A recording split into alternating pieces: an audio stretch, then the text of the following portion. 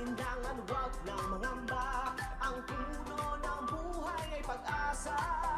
Magtanim ka lang ito, tiyak ikaw ang siyang panalo.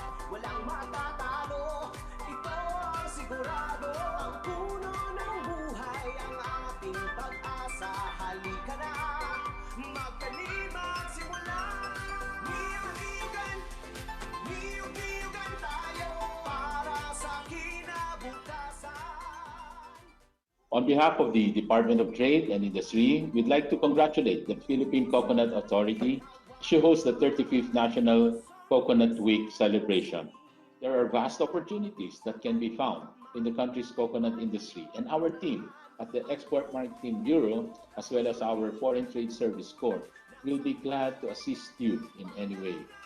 While we are confident that the Philippine coconut industry will become one of the engines of inclusive economic growth, we hope that our international guests will do business with us, especially as we build back better in a post-pandemic future for the Philippines. Thank you very much. Mabuhay po tayong lahat. And again, congratulations to PCA. Magandang araw po sa inyong lahat. Huwag matakot mangamba, siguradong panalo ka. Masaganang niyugan patungo sa kaginhawaan. Niyug-niyugan, niyug-niyugan tayo para sa kinabukasan. Ang buhay ko tungo sa kaginhawaan. Niyug-niyugan, niyug-niyugan tayo para sa kinabukasan. Ang buhay ko tungo sa kaginhawaan. Niyug-niyugan, niyug-niyugan tayo para sa kinabukasan. Ang buhay ko tungo sa kaginhawaan. Niyug-niyugan, niyug-niyugan tayo. Buko-buko ang buhay ko.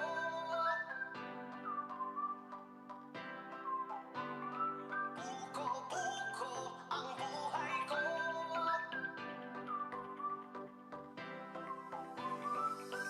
Pilipinas, halika na.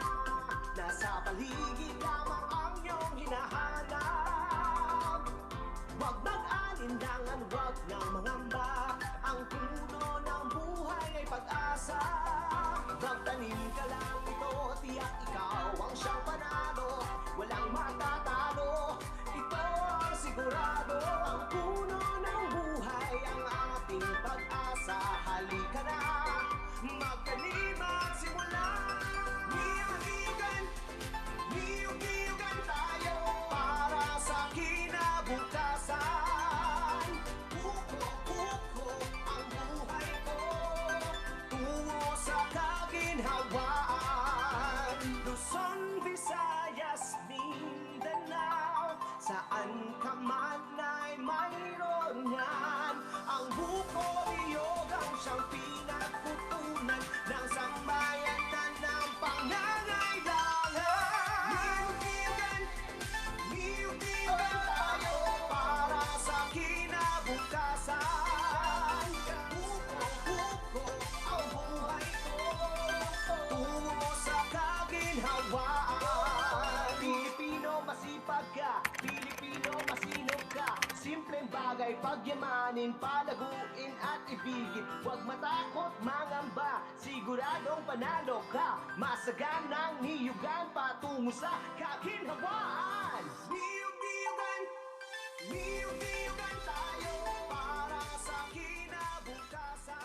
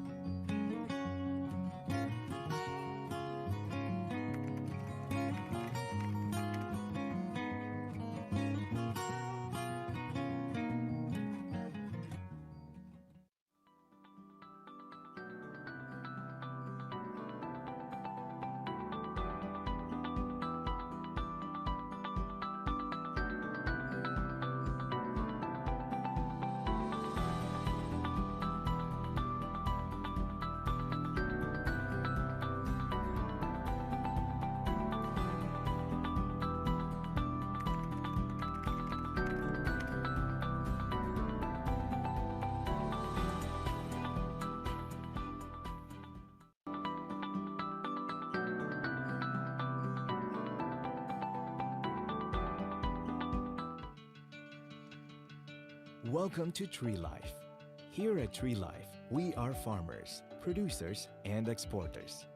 Tree Life is a company located at the southern Philippines province of Cotabato, a province abundant with coconut trees, banana saba, and natural resources.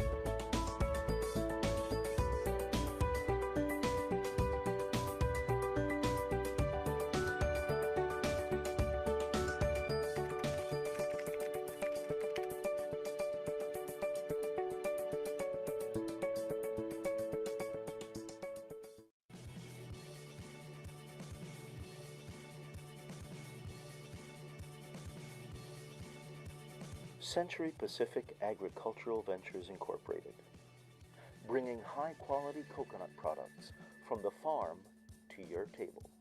We are a reliable provider of high-quality coconut products.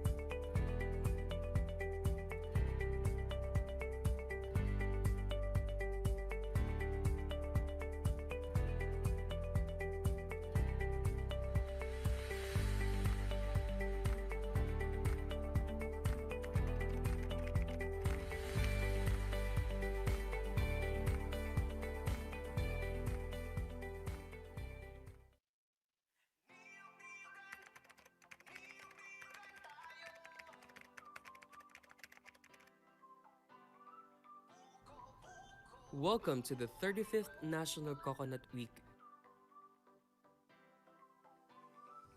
This is the first time PCA will be doing a virtual exhibit. The objectives of this activity are to establish awareness of the importance of the coconut industry, to promote coconut products and byproducts and their benefits, and to encourage investments. We have 18 private companies producing various coconut products, participating on this virtual trade fair, and 2 government agencies. By using the mouse over and clicking the eye icon, our potential buyers will be able to see company information with contact details, address, and their product lines. By simply clicking icon button of the company, you will go directly to their booth. This is the Philippine Coconut Authority booth.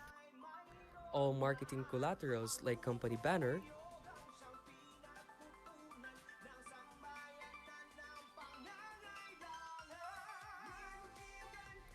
AVP, posters,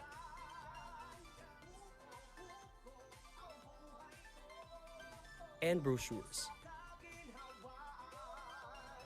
Contact information can also be found in the booth and the chat box for inquiries.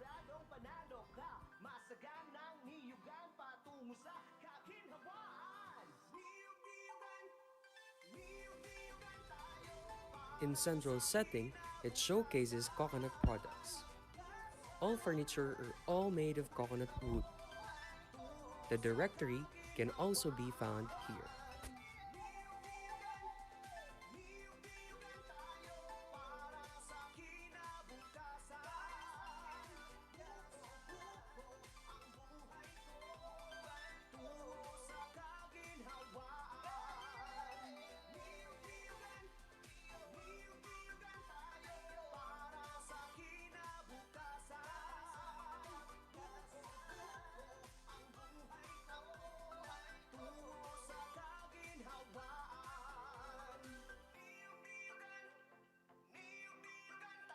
Coconut bioengineering technology.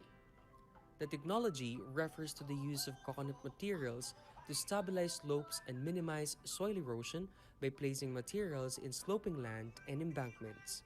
These materials hold vulnerable soil and permit vegetation to control soil surface erosion and conserve the productivity of the soil.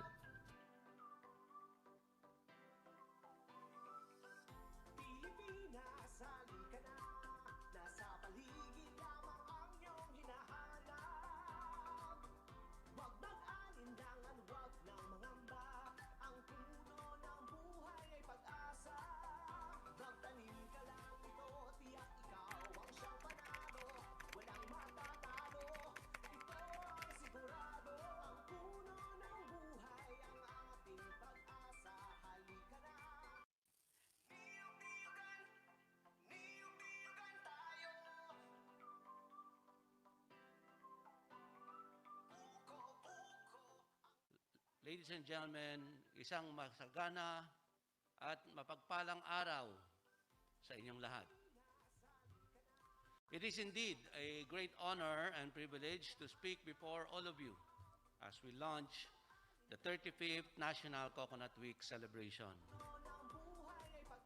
I want to welcome you all as we open the National Coconut Week, which gives recognition to the farmers and many others responsible for cultivating, processing, and bringing to the Filipinos a wide range of coconut products. Mabuhay tayong lahat. Let's continue to support the coconut industry.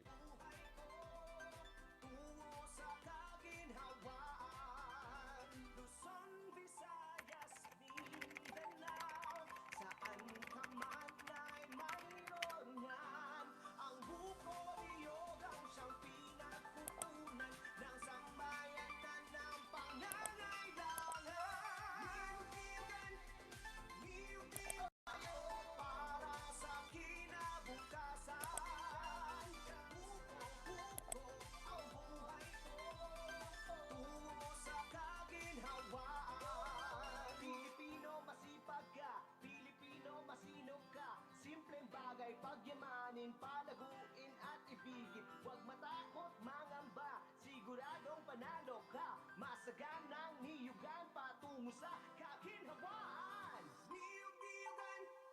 Niyog-niyogan tayo para sa kinabukasan. Ang buhay ko tungo sa kaginhawaan. Niyog-niyogan tayo. Good morning. First of all, I congratulate the Philippine Coconut Authority for bringing together all stakeholders in the coconut industry to discuss the way forward at this critical time. I look forward to the outcomes of this forum. I am sure they will help enrich the plans that are being drawn up for this challenged industry. I congratulate the Philippine Coconut Authority and all the industry stakeholders on this 35th National Coconut Week commemoration. Thank you. Ang buhay ko.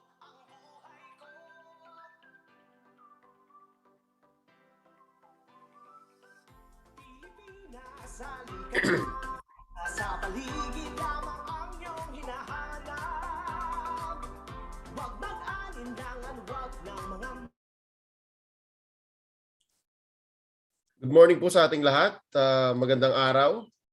Welcome to day 3 of our Kwentuhan in celebration of the 35th National Coconut Weeks. Inyong lingkod, ako nga po pala si Leo, ang inyong MC para sa araw na ito at sa mga susunod na araw dito sa Kwentuhan, ang ating webinar series for 2021. For today, ang atin pong tatalakayin ay ang private sector, farmer partnerships. Sa Coco negosyo, suporta ng pribadong sektor ay mahalaga. Marami po tayong maririnig na mga success stories or mga kwento kung saan po nagkaroon ng some level of success ang ating mga private sectors in their businesses regarding coconut and niyog. But for now, let us all start with an opening prayer. And yes, please let us all feel the presence of our Lord.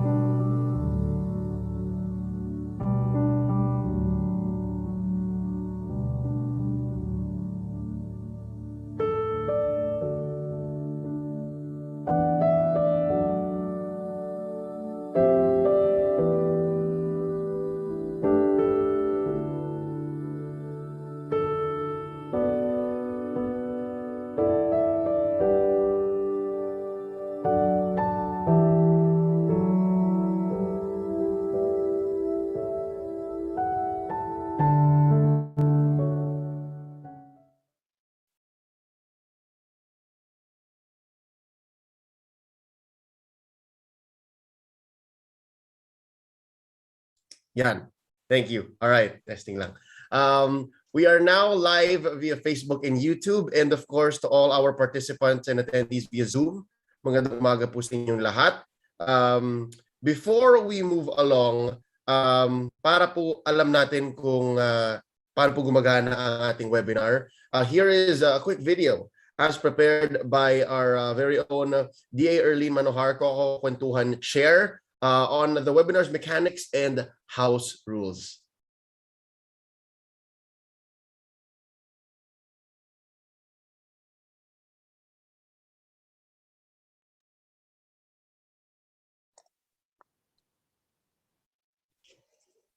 Good morning! Magandang umaga sa ating lahat. Welcome to the Coco Kwentuhan 2021 webinar series. For the mechanics of the webinar, a keynote speaker will deliver a message about the topic. After the message, presenters will showcase a 20-minute video presentation and record the discussion of their success stories. Only after all presentations that the reactor will give insights about the presentations, not more than 20 minutes.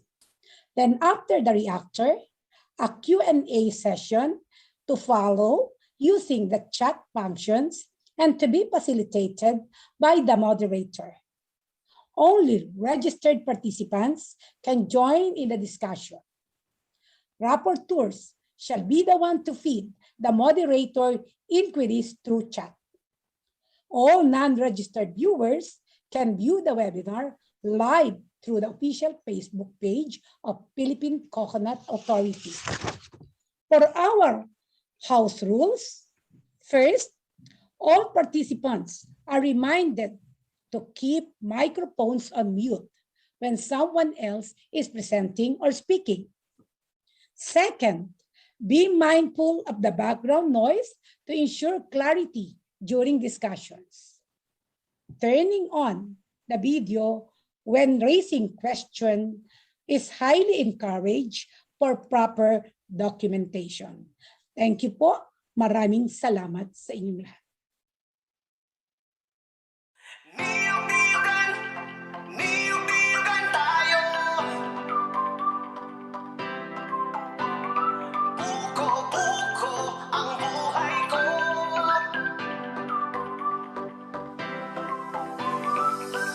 Pilipinas, halika na. Nasa paligid lamang ang iyong hinahanap. Huwag mag-alinlangan, huwag nang mangamba. Ang puno ng buhay ay pag-asa. Magtanim ka lang ito, tiyak ikaw ang siyang panalo.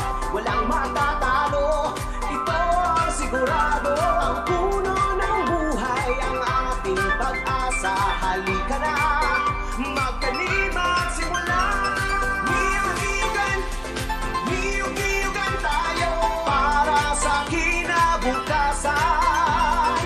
Buko-buko ang buhay ko, tungo sa kaginhawaan. Luzon, Visayas, Mindanao, saan ka man ay mayroon yan. Ang buko-niyog ang siyang pinagkutunan ng sambayanan ng pangangailangan. Niyog-niyugan, niyog-niyugan tayo para sa kinabukasan.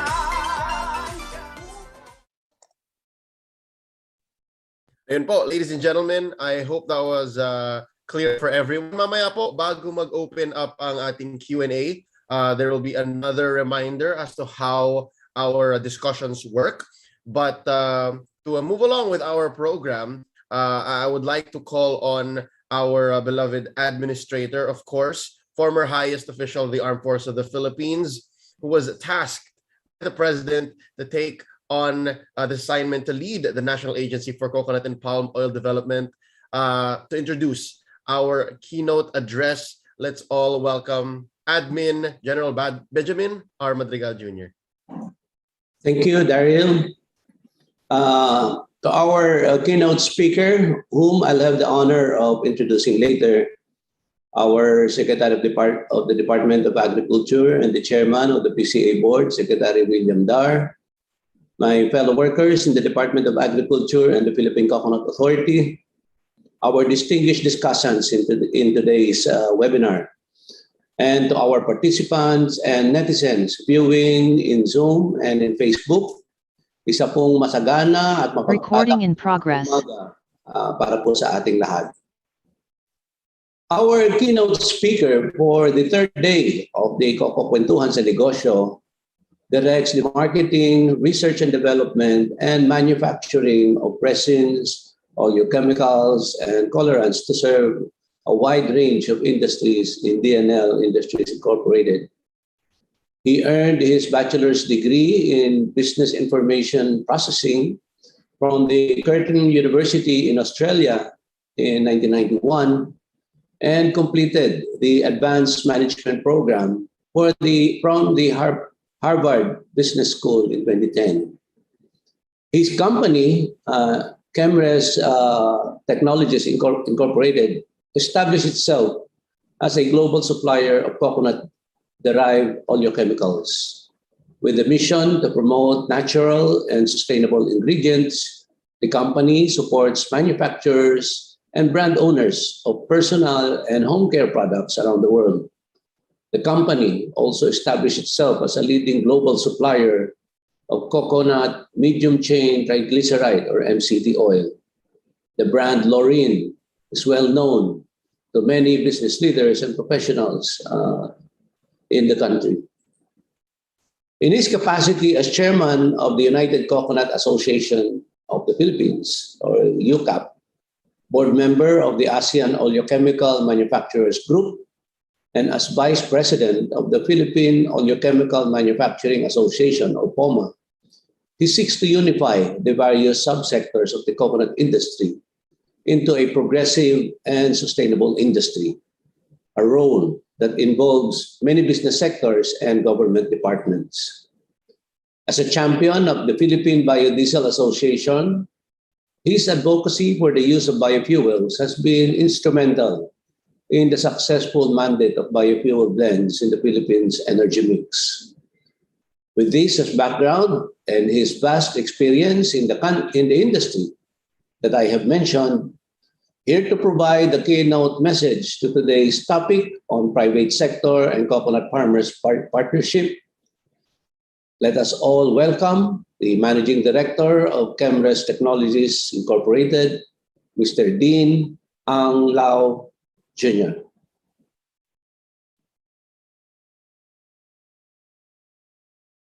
Good morning, friends, and welcome to the Coco Kwentuhan Day 3. Mariel, if you allow me to share my screen, I'll start the presentation promptly. Thank you po, Administrator Madigal.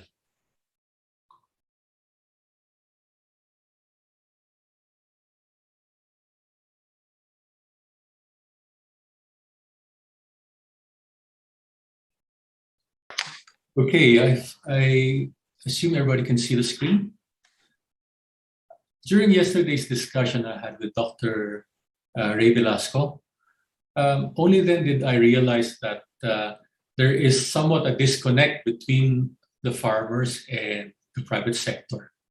The reason for this is the farmers have a limited interface. Normally it is with people who buy copra or fresh nuts or primary produce.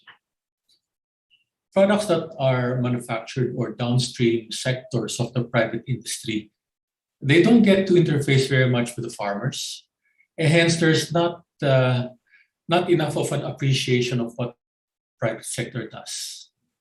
And in some parts of the community, it is even seen that private sector seems to profit from the business while the farmers are not. So this morning's session, we plan to have a discussion. I'll set the tone, and then we'll have this discussion this later part, so that there's an appreciation from both sides, both private sector and the farmers. Here's the outline. It's a very simple outline, 4 points lamang. The challenge is we have our markets that was taken over by imported palm oil. Now, more on that later.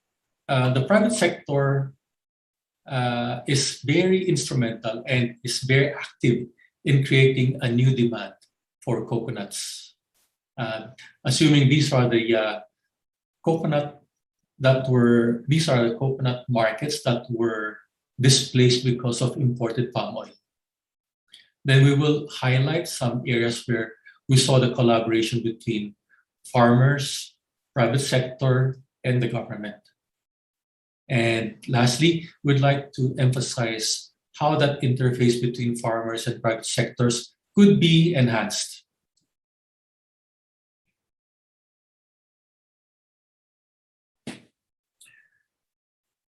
Now, why are we in this difficult situation with poverty and hardships at farm level?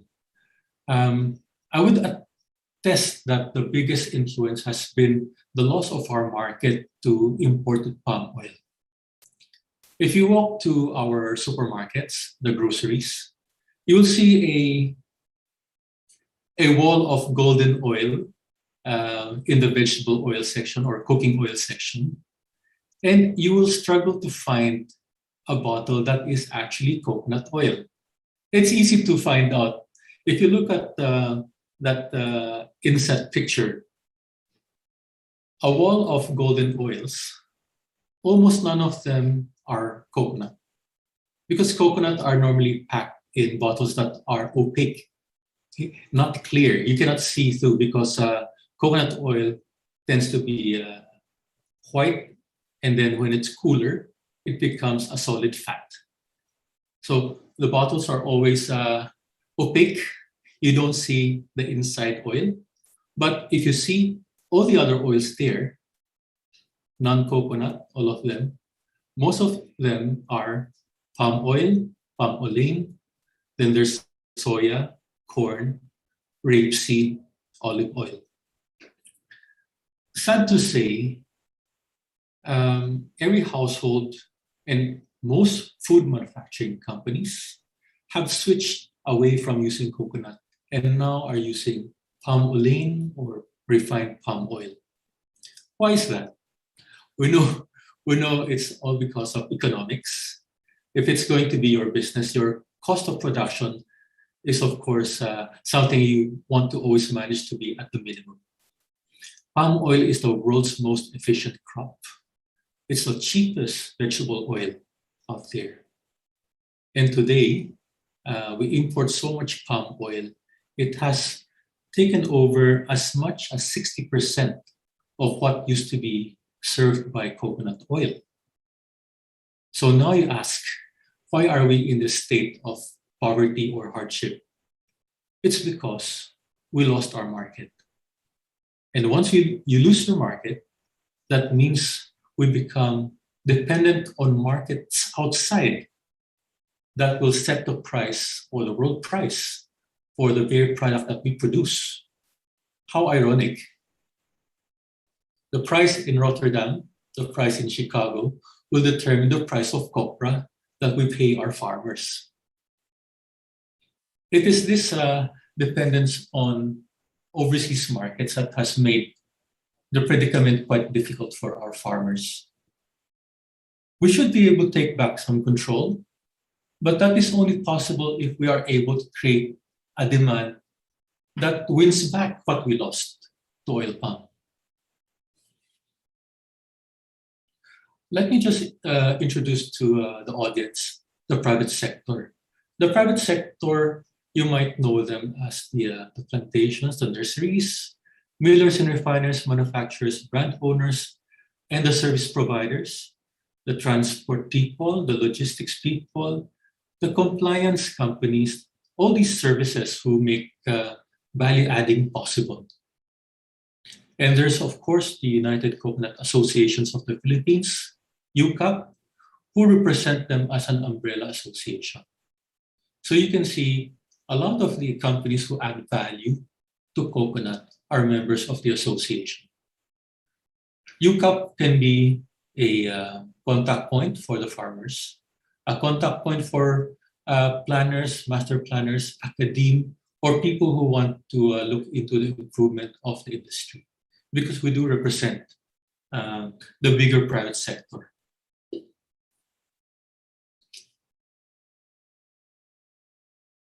So what role does the private sector play? First and foremost, we create value and we develop markets. And that means each private sector member, they need to invest to create value. So we start from the lowly copra that costs only, let's say, 20 pesos. It is the role of the private sector to seek out markets, to create new products, value-added products, and to market that under their brands or other people's brands so that it could be sold in markets locally and markets overseas. In doing so, we compete with the best in the world. When you're talking about an export market, we compete with BCO coming from Vietnam, Sri Lanka, Indonesia, and sometimes even Thailand, who's a net importer. So we need to compete with the very best in the world. That means we need to play with the very best and be better at that game. That is the challenge of the private sector. And part of that, we need to be investing in our own intellectual property. Intellectual property is needed so that you have some protection for the products you develop or the uniqueness in the products that you produce. There's value addition, and that requires investment in machinery, equipment, and whatever that would add value to coconuts.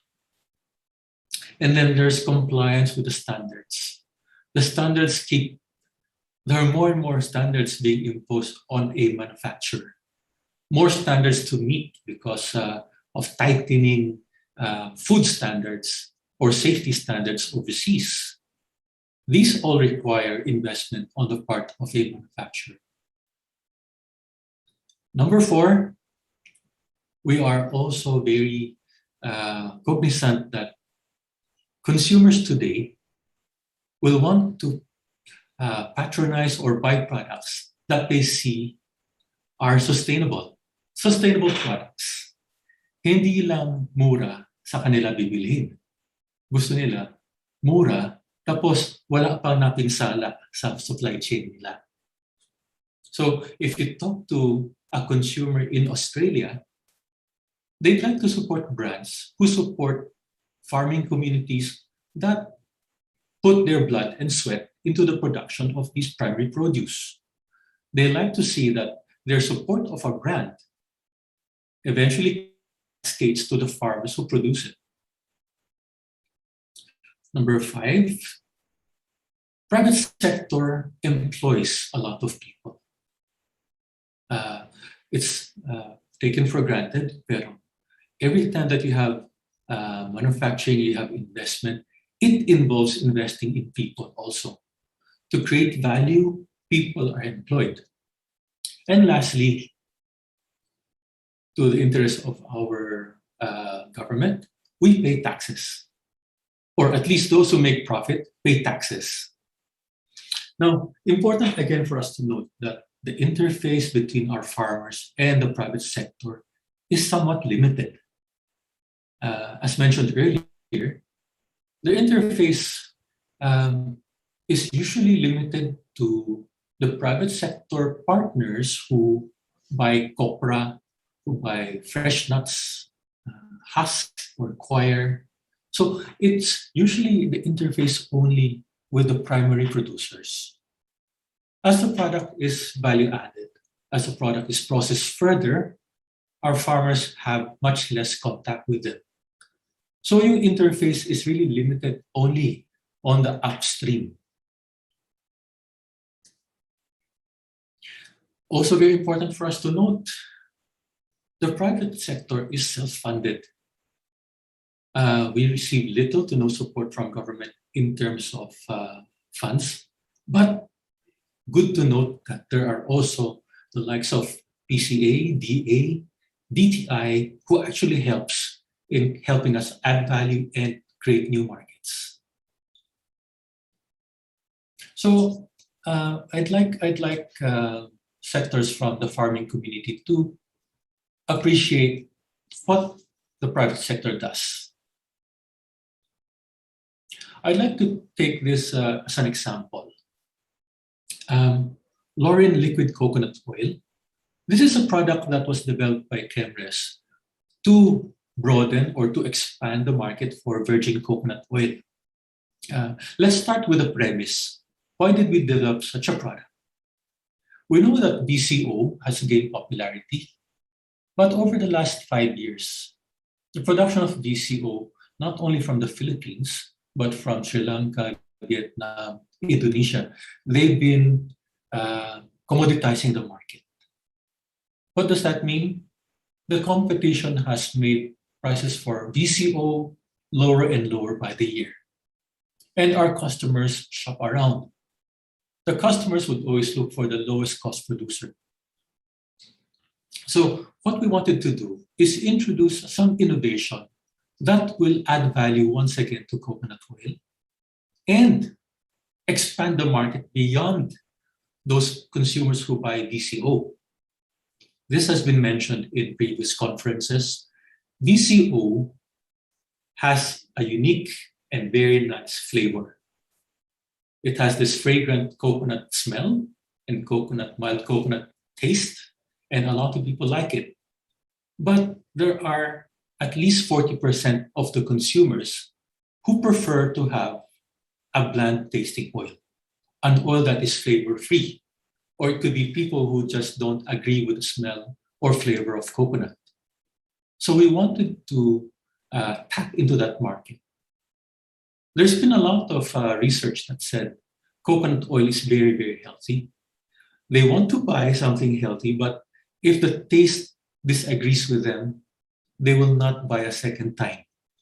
So we are trying to capture that market, and we wanted to expand the export market.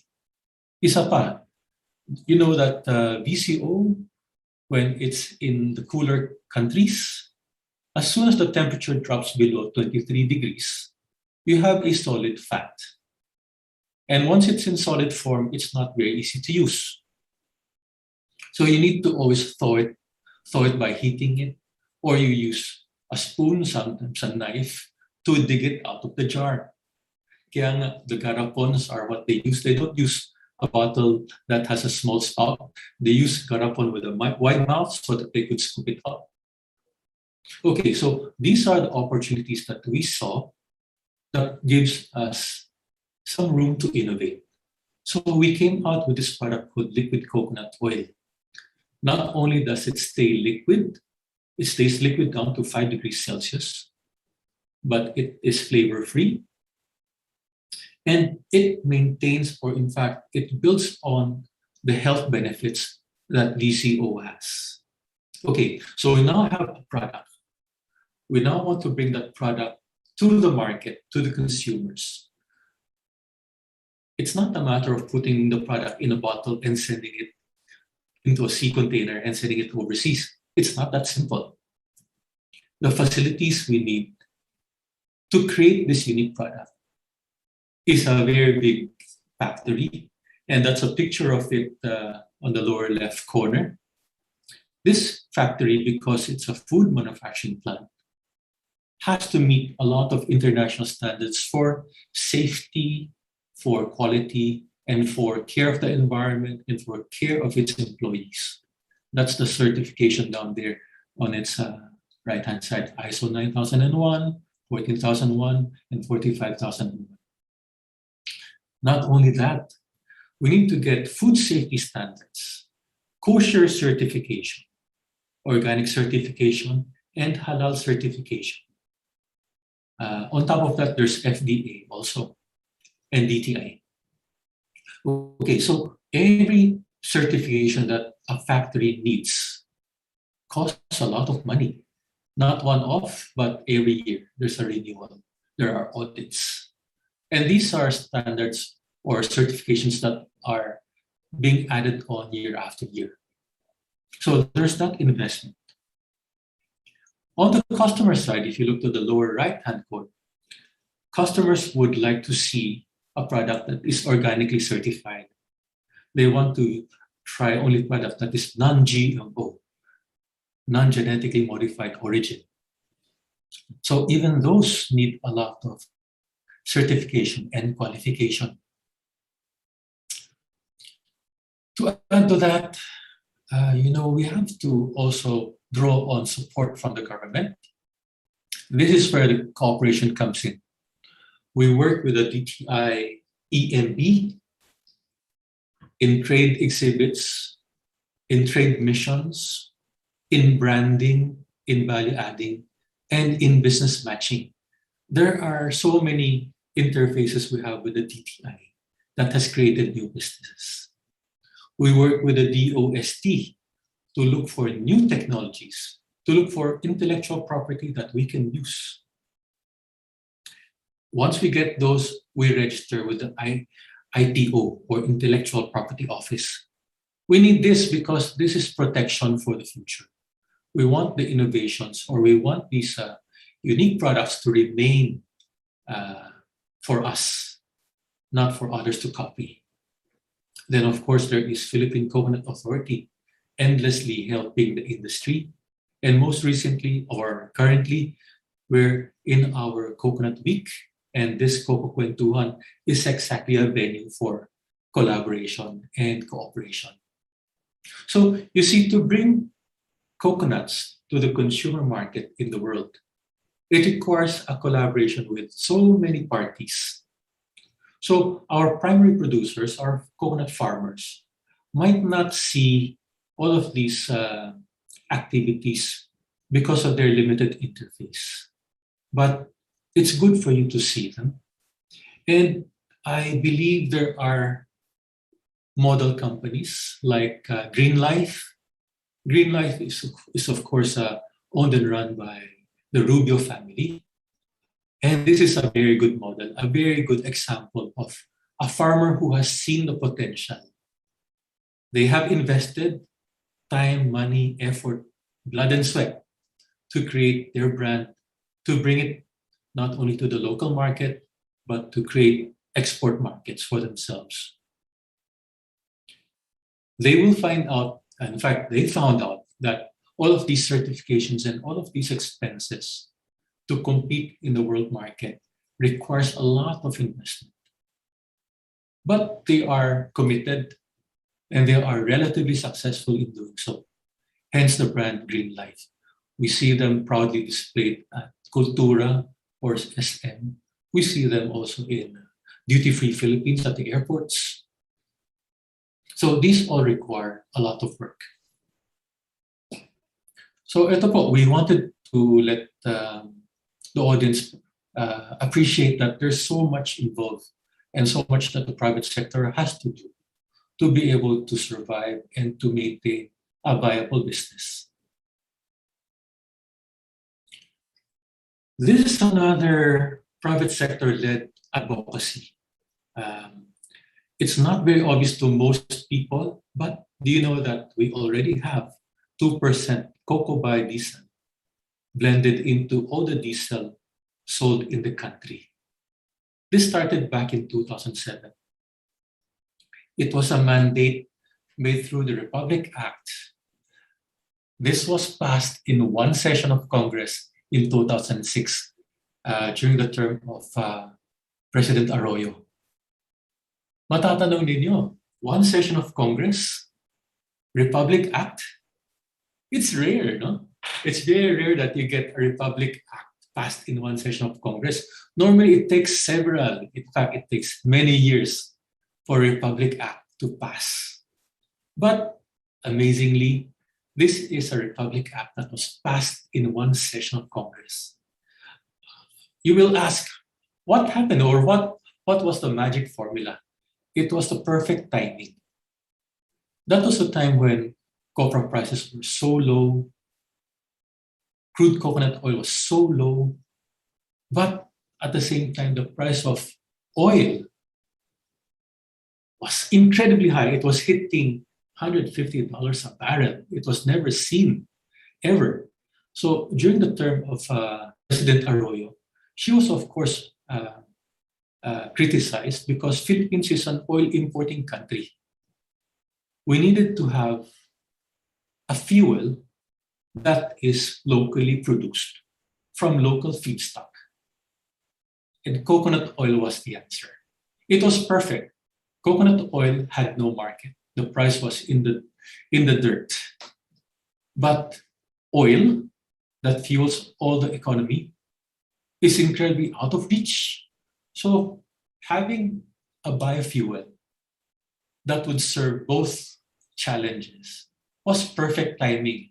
And Secretary Lotilla, that was just after Secretary Vince Perez, Popolitilla took that initiative and pushed it with the private sector to get biodiesel enacted into a mandate under the Republic Act 9367. Now, why is it so important? For coconut oil, we have suddenly created overnight, hindi dahan-dahan, we created a value-added market for coconut oil because it requires a lot of processing. And that value-adding means it can be sold for a higher value, closer to the price of diesel fuel that time. And being diesel fuel, the volume is enormous. It's enormous. We said earlier that we lost a lot of our food market to oil palm, but we gained it back with an application in fuel. Now, what else makes this such a great Republic Act? We, number one, have displaced a portion of diesel fuel with something made from coconut. That's a direct replacement, a market overnight. Not only that, did people realize that all these smoke belchers that was populating all our city streets, didn't they just disappear? Di ba nawala yung mga nagbubuga na parang pusit? Yung mga jeepneys na bumubuga ng napakaitim na usok. Saan sila napunta? Andiyan dyan pa rin sila, di ba? Andiyan dyan pa rin sila. Nagbago sila ng makina? Nag-upgrade ba sila ng sasakyan? Hindi naman. Pero, paano nawala yung usok? It was because of the biodiesel blend that was put into the fuel. So not only that, we know that the smoke belchers create a lot of respiratory illnesses for our country people. Not only that, it's so irritating. No? So we created a market overnight. We also address air pollution. We, in fact, also improve the mileage of all these vehicles. Kung nawawala kasi yung usok kasi, yan yung hindi nasunog na krudo. Yung hindi nasunog na krudo, lumalabas sa tambutso yun as itim na usok. Kung biglang na-harness mo lahat yan, yung sayang, nagamit mo, you converted it to energy, lumalayo yung takbo ng sasakyan. The mileage improvement is significant. And during that start of the mandate, we saw that mileage improvement ranged from very, very modest 7% improvement up until 20%. The more dilapidated the vehicle, the bigger the improvement in mileage gain. Now, 2 years later in 2009, that 1% became 2%. That 2% blend in diesel consumes 130,000 tons of crude coconut oil per year. It's huge, diba? That 2% takes up more than 10% of our coconut oil supply. It's more like 14 to 15% of our coconut oil supply. We still lost a lot to oil palm. There's still a lot of value to gain back. So that's why there is a mandate for B5, or there is an advocacy to push for a B5 mandate. B5 mandate, it would bring up the consumption of coconut oil to almost it will be almost 500,000 tons of crude coconut oil per year. That's about 40 to 45% of our coconut oil supply. How does that affect the farmer? If you have a sudden demand overnight, what happens? Doesn't that bring up the price of copra? Hindi ba tataas yung bentahan ng copra pag maraming bumibili, maraming naghahanap? Yan yung immediate benefit sa mga farmers natin. Hindi lang po yun. Every supply chain that's involved in the biofuels program, from the manufacturers to the distribution, to the trucking, to the oil companies, everybody gains. Again, this is the meaning of inclusive benefit. Not only does the price of copra improve, it also makes the copra price more stable because you have a big market that keeps the price stable and not influenced by Rotterdam or Chicago or New York.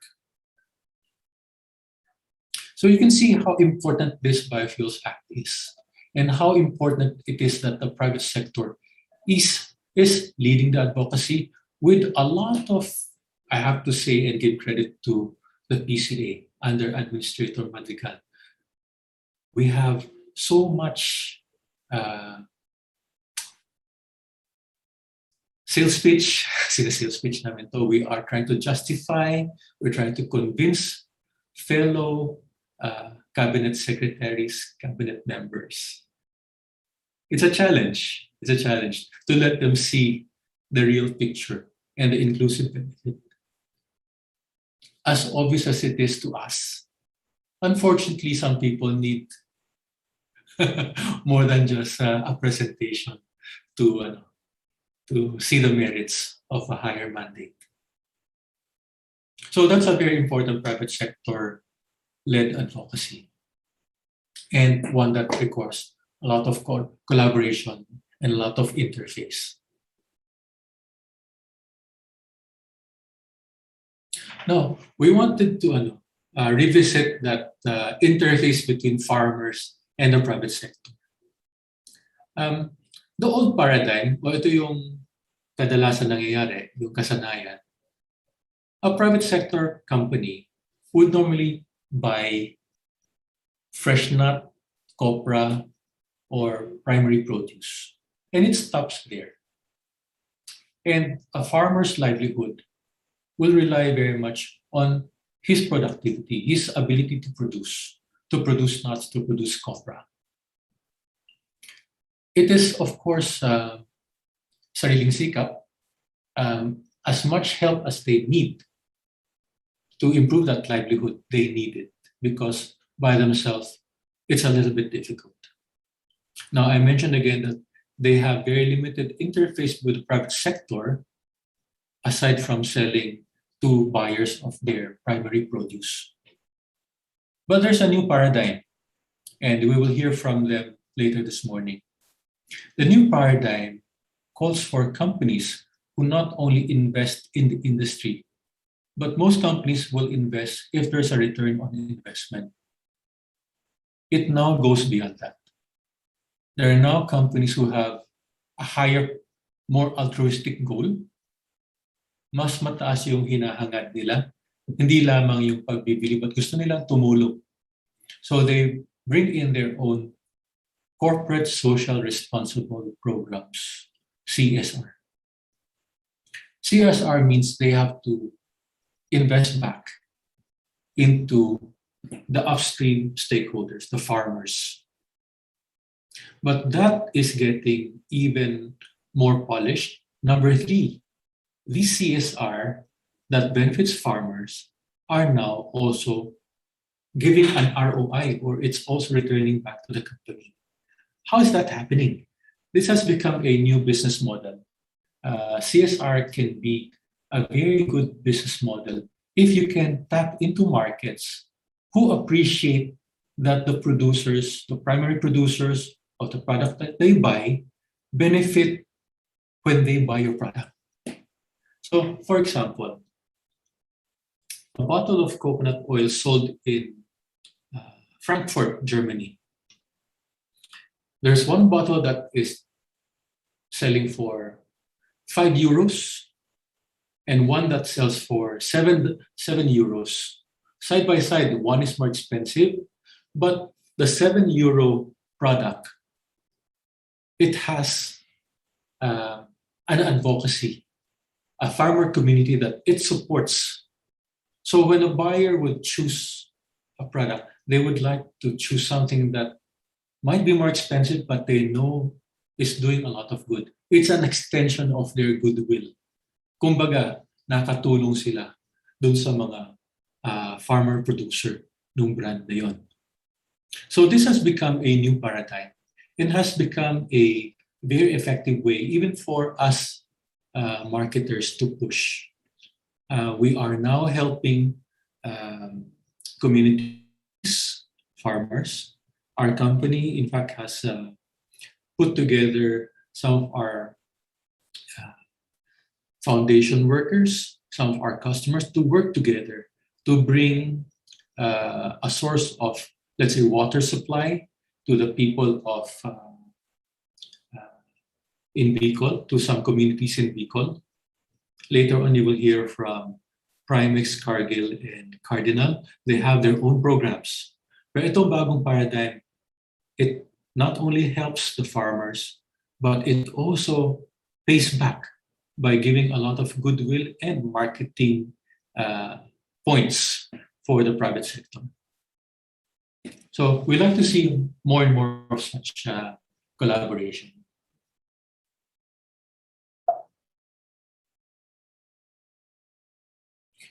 Ang gobyerno, syempre, we want to recognize the government. In particular, we wanted to recognize PCA. Month of August is the month when we really go all out to promote coconut, not only locally, but we wanted to reach out to our export markets. We just had our virtual exhibit, the Coco Week Virtual Expo. That is a smart way of holding an exhibition without being physically present.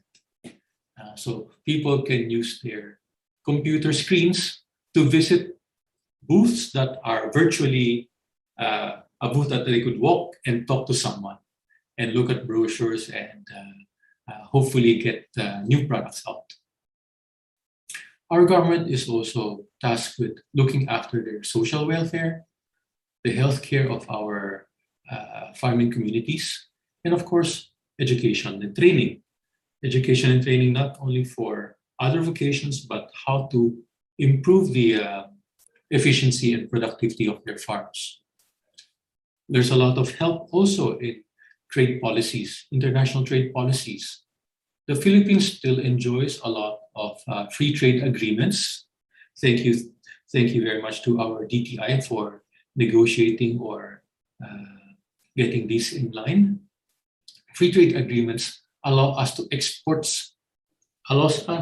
export into markets, and those importing companies do not need to pay duties, sometimes not even tax. And of course, we also got the government helping us to improve our safety standards, our environmental obligations, and all our operations need to comply to a minimum standard for safety and quality.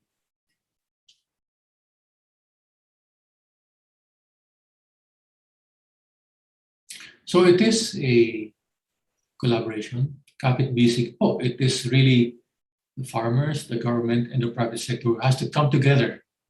And with that, I will leave it to our dear Dr. Velasco and MC. I give it back to you. Salamat po sa inyong lahat. Thank you po, ladies and gentlemen, once more, setting the stage for our discussion for the day. Our keynote speaker, that is Dean Lau. Maraming salamat po, Dean Lau. Before we go ahead and hear from our speakers from the private sector, let's hear a few words from our Secretary of Agriculture. And this is a message that he has been sharing with us for a few days now dito sa Coco Kwentuhan. Pero maganda pong marinig po natin muli so that we have a nice frame of mind for when we go ahead into our speakers about the private sector, our discussion in the Q&A later on. Let's hear a few words that might inspire us from our beloved Secretary William Didar.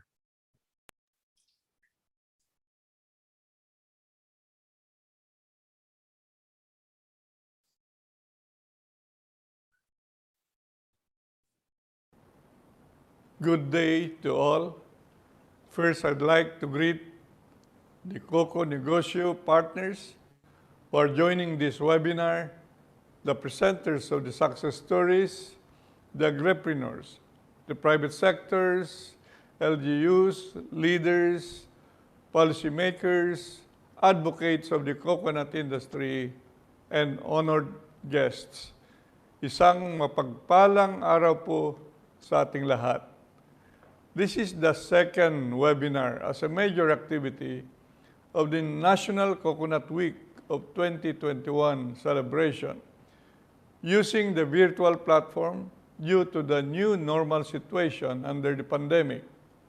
However, despite these hurdles, we relentlessly pursue this activity to circulate and share the elements of Coco negosyo success stories. Sa araw na ito, hayaan ninyo akong bigyang pugay ang ating mga bayani sa Nyugan, mga nagtiyaga at nagpakahirap para makamtan ang pag-asa na galing sa Coco Levy. Matagal silang naghintay at umasa na darating ang biyayang ito na sa kanila rin nagmula. Ito ang magiging pundasyon ng pagbabago sa industriya ng pagnyunyog at makakaasa kayo sa paggabay at suporta ng gobyerno at pribadong sektor.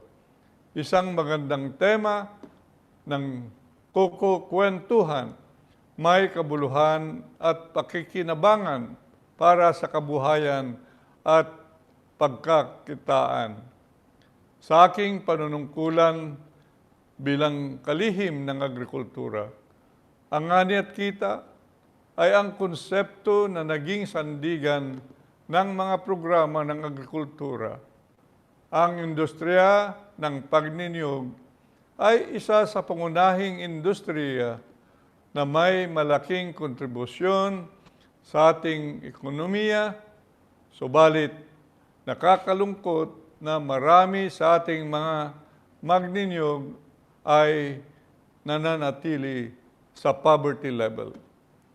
Ang solusyon ay pagbabago sa estratehiya at sama-samang pagbalangkas ng mga programa na tututok sa kapakanan ng sektor at sisiguraduhin na pantay na benepisyo para sa lahat.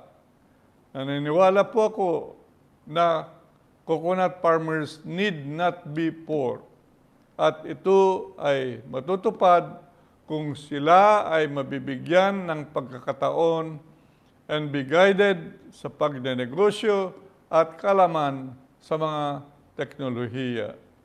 Ang webinar na ito ay magsisilbing inspirasyon ng maraming magninyog na magkakaroon na ng pagkakataon na maging negosyante sa tulong ng gobyerno at suporta ng pribadong sektor. Partnership, consolidation, convergence, at commitment ang susi sa tagumpay na ito. Rin ang direksyon ng mga programa sa ilalim ng Coco Levy Trust Fund Act. Ang mga pagbabagong ito ang magiging tulay sa pagangat ng coconut industry na may layunin na hindi maiiwan ang mga maliliit na magninyog at manggagawa sa nyugan sa pag-unlad ng industriya. Sama-samang pagsisikap ng mga ahensya ng gobyerno, private sectors, policymakers, at kaming mga leader sa agrikultura ay laging handa sa paggagabay at pagsusuporta sa inyong mga adhikain tungo sa pag-unlad. I'd like to commend PCA for organizing this event. I hope this will spark the enthusiasm of our coconut stakeholders and the success stories will serve as models for emulation. Hindi ito nagtatapos ang kwentuhan. Nararapat na ang mga ito ay isakatuparan upang ang tagumpay ay makamtan. Maraming salamat at mabuhay kayong lahat.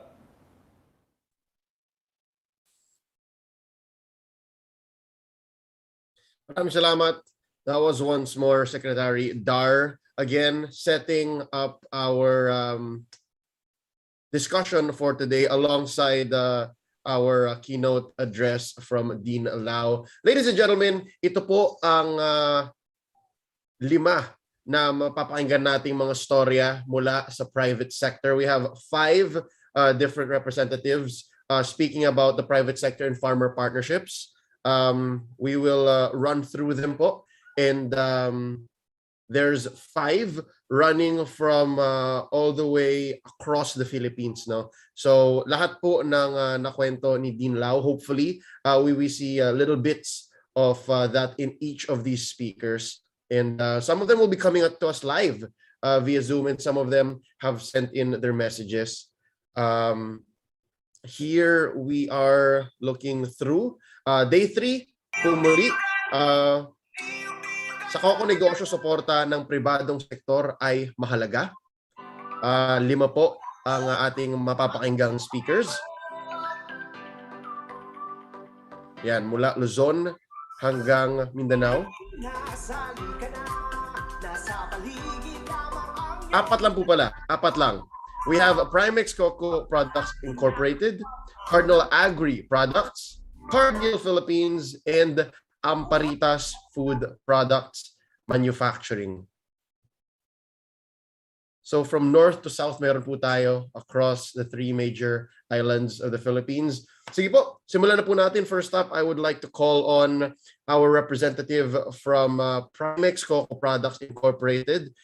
They have sent in their story. And pag-uusapan po ni Mr. Jonathan D., the program head of corporate social responsibility of the Primex Group. So hopefully marami po tayong matutunan mula kay Sir Jonathan about the private sector and farmer partnerships. Once more, representing Primex Coco Products Incorporated, pakinggan po natin.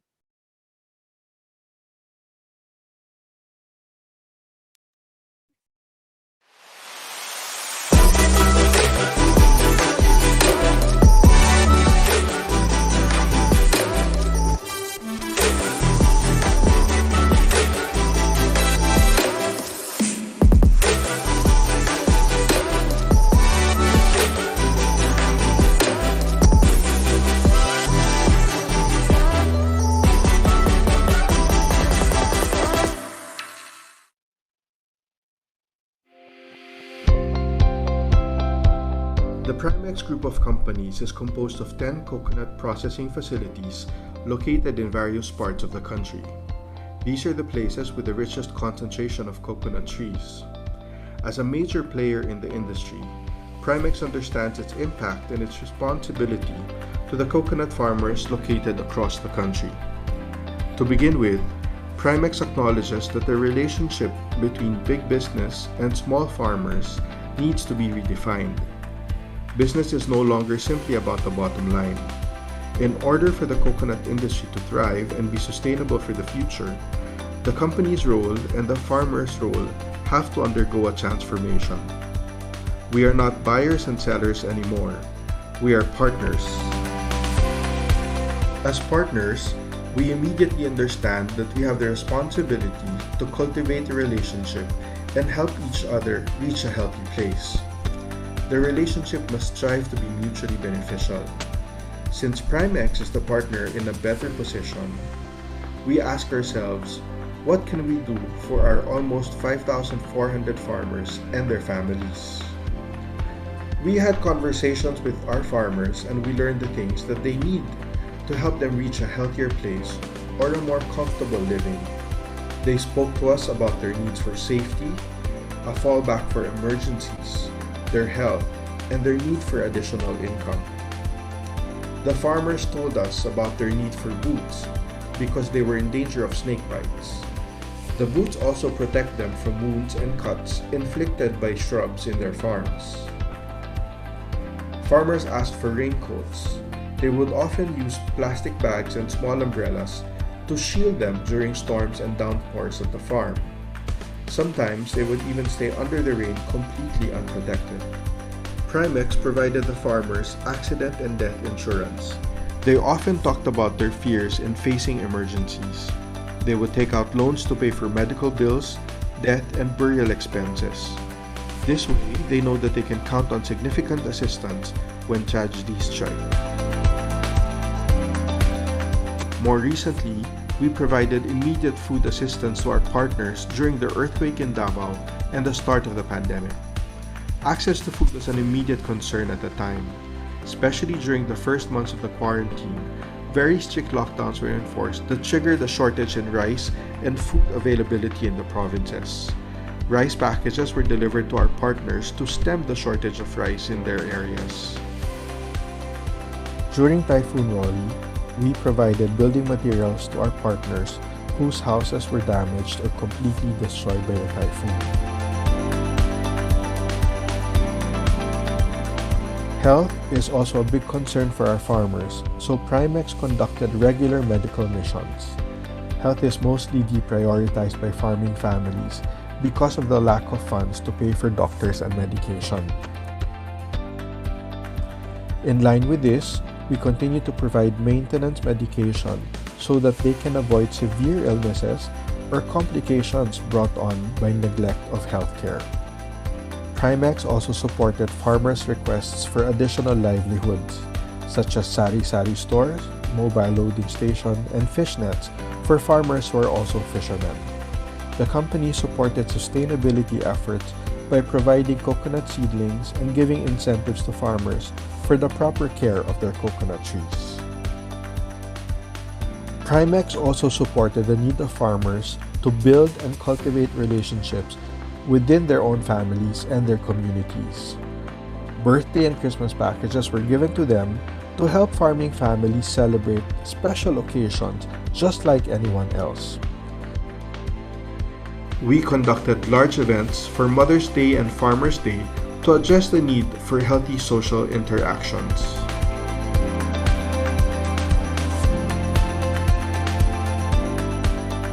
All of these projects were initiated to address the short-term and medium-term needs of the farmers and their families.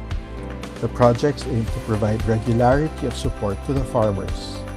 Primex wanted to show them that, as partners, we are invested in their comfort, their well-being, and ultimately their success. Yet, there is really still much more to do.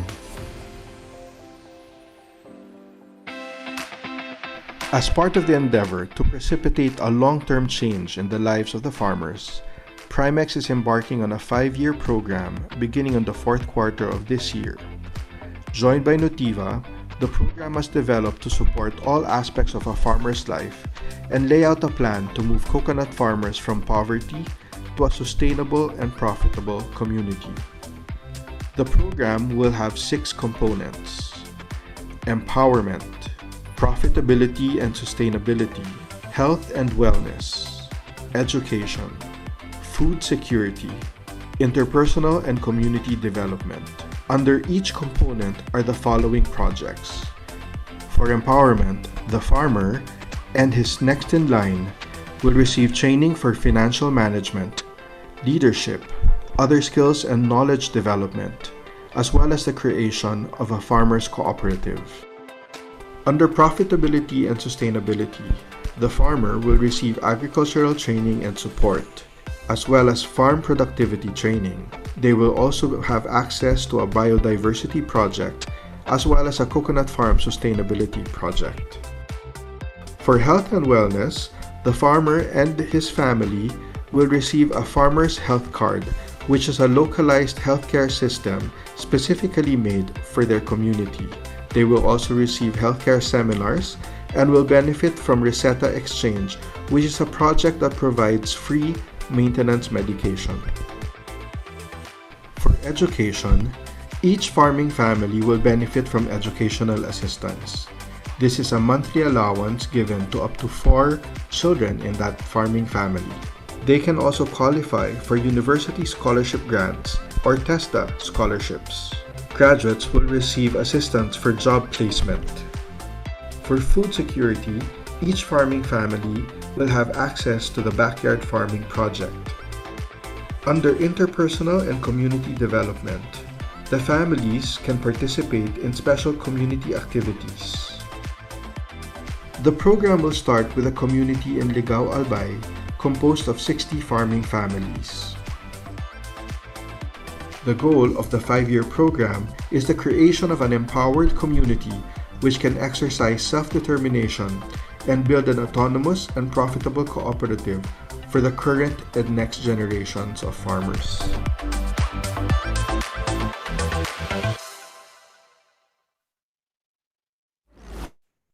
Maraming salamat, ladies and gentlemen. That was the story of Primix Coco Products Incorporated. Very concise, straight to the point ang kanilang mga nagawang initiatives to help out the farmers in their area. But up next, this is going to be a live message. So we have on Zoom, good morning nga po pala sa ating mga participants once more, and via Facebook and via YouTube as well. Ang susunod po nating speaker ay CEO ng Cardinal Agri Products Incorporated. Again, let's all give a warm welcome and listen to Mr. Joselito Abrogar. Hello, good morning everyone. Good morning, PCA admin. Good morning, Sir June. Hi, good morning. Yeah, nice to see you all. Thank you for inviting me here. I just wanted to share with you our experience. We're actually in Palawan. We're not in Luzon. I guess that's part of Luzon nga pala, no? But we're actually in Palawan. And I hope that one day the administrator can visit us there. Si Sir Mon Rivera supports us a lot there. And we've been trying to get him there for for a program that we want to start, but we've had a lot of support from PCA, and thank you for that. And also from the chamber, DTI has been helped us also with some of the conferences, the virtual conferences. So we've enjoyed a lot of support from your team. I just wanted to share with you some of the things that we're doing in Cardinal. As June mentioned, we're trying to reach deeper into the supply chain, make it a bit more just, and especially for the farmers. Now, maybe I can share with you some of the slides that we have to share. Just give you an overview of the company first. Sir Leo, ako ba magpe-present o ikaw? I think pwede niyo pong i-request ang screen share po. Sige. Okay. Yes. Yes. There. Okay, this is a very short presentation. So Cardinal Agri, we do have an integrated processing facility in Palawan. That's it, in Brooks Point. It's actually right beside Mount Matalinghagen, or in Brooks Point, Palawan, and we're the first major processor there. So we produce key products such as coconut water, coconut oil, desiccated coconuts, cream, and what we've tried to do is really make the chain better. Our motto is actually all for the better and better for all. And I just want to highlight how we're trying to include in this all really the environment and the farmers. So one problem that we have in Palawan is there's a lot of kaingin. And while we understand that kaingin has a lot of historical and cultural aspects, I think the extent that kaingin is done in Palawan is no longer that. It's really a lot of economics. There are a lot of indigenous people, and this for them is really their only source of livelihood, and it's not even a good source of livelihood. They don't earn a lot from kaingin. Uh, One of the Kaingin farmers told us that he basically gets 1 or 2 kaban for for uh, for his Kaingin efforts. And that's really not a lot to sustain a family. And the problem with that is it goes beyond him or his family. It really affects the water cycle. Um, the trees and the mountains are the ones that absorb the water, and it's the mountain that brings it down to the lowlands for coconuts, for rice, for corn.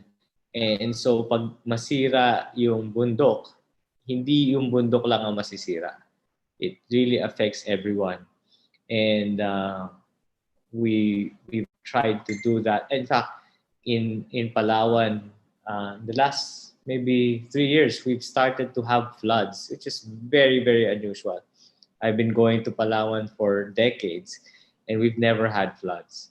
Of course, there's probably more rain, but before the trees could absorb it, the trees could absorb the rain. Now there are not enough trees, so we see that as really a major problem, and it's driven really by necessity of our indigenous people in the area. So what we've done really is that we've prioritized the hiring of indigenous people. Um, we we have reached out to all the communities of indigenous people in the surrounding in Brooks Point, Palawan, and basically try to make sure that from each family we have one representative. We have one representative who can work in Cardinal so that meron siyang kabuhayan. And pag meron na siyang kabuhayan, hindi na nila kailangan magputol ng puno, magsunog ng forest, no? And so that's what we've been doing. Medyo challenging, siyempre, for them because they're not used to working every day. But we've been flexible, no? Kahit 3 araw lang sila magtrabaho, o we just schedule them, no? Because actually, sa isang linggong trabaho ng isang IP, mas marami na siyang kinita sa 3 buwan nilang nagkakaingin. So hindi nila, sa totoo lang, they don't want to earn that much. O hindi nila alam kung anong gagawin nila kung ganun kadami yung money nila, no? Pero at least guminhawa, no? Guminhawa na rin yung kanilang sitwasyon, and hindi naman natin pinipilit na everyday sila pumasok kung una-una hindi sila sanay doon. Pangalawa, kumikita na naman sila ng sapat, no? Hindi naman natin kailangan silang pilitin. Pero ang pagandahan doon is that naaalagaan na yung bundok, no? So isa sa ginagawa namin ngayon, kasama ng local government, reforestation na tayo. So we've started yung pinaka-critical areas na kalbo, nagre-reforest na tayo. And so ngayon nagpe-prepare tayo for the next summer na making sure na ma-identify yung mga critical na areas sa bundok at ma-prepare yung mga seedlings. So we're working very closely with DENR, with the LGU to make sure na we have enough seedlings. And it's becoming a community effort. So mayroong mga volunteers from Cardinal, from our service providers, and even from the community who would go. Sana nga mas marami pa nag-a-attend, except kasi may maraming mga rules about social distancing and all that. But we're hoping that we can reforest the area, no? So that's critical because it's critical for our business. No? We're not just doing this to help. We're helping because it's also very critical for us that the mountains are preserved so that the water cycle continues and that the agriculture is healthy. Kasi kung wala naman tubig galing sa bundok, then the coconut trees will will not be as productive, and in fact, eventually, there's a big chance that they'll be not productive at all. So that's what we're doing at the pinaka in a way start of the supply chain. Um, for the farmer, of course, we because we sell some value added products, we're able to pay a bit of a premium, and but that there's a limit to that because we cannot keep on. We have to be competitive. No? We have to be competitive in the market, and so um, there is some room on pricing for the a premium, but hindi siya ganong kalaki, and we cannot dictate the market. We cannot, even if we're working with clients that are sort of socially responsible also, we cannot just charge so much just because. And but there are increasing number of that, and that we're thankful that there's a strengthening of that mindset in the world, no? But not buying, at least to the extent that we can. We try to give a premium. We also manage the harvesting, no? We at least offer that as a service, and that allows us many things, no? In terms like managing yung quality ng coconuts. But for the farmer, it allows them to be farmers, and we'll talk about that later, no? But it it allows also the farm workers na steady yung trabaho nila. Because in a way, mas mahirap pa sa farmer. And I know we've talked about the poverty of the coconut farmer, but in many ways, the coconut farm worker is even poorer than the coconut farmer. At least yung coconut farmer may lupa, pwede niyang gamitin pang utang.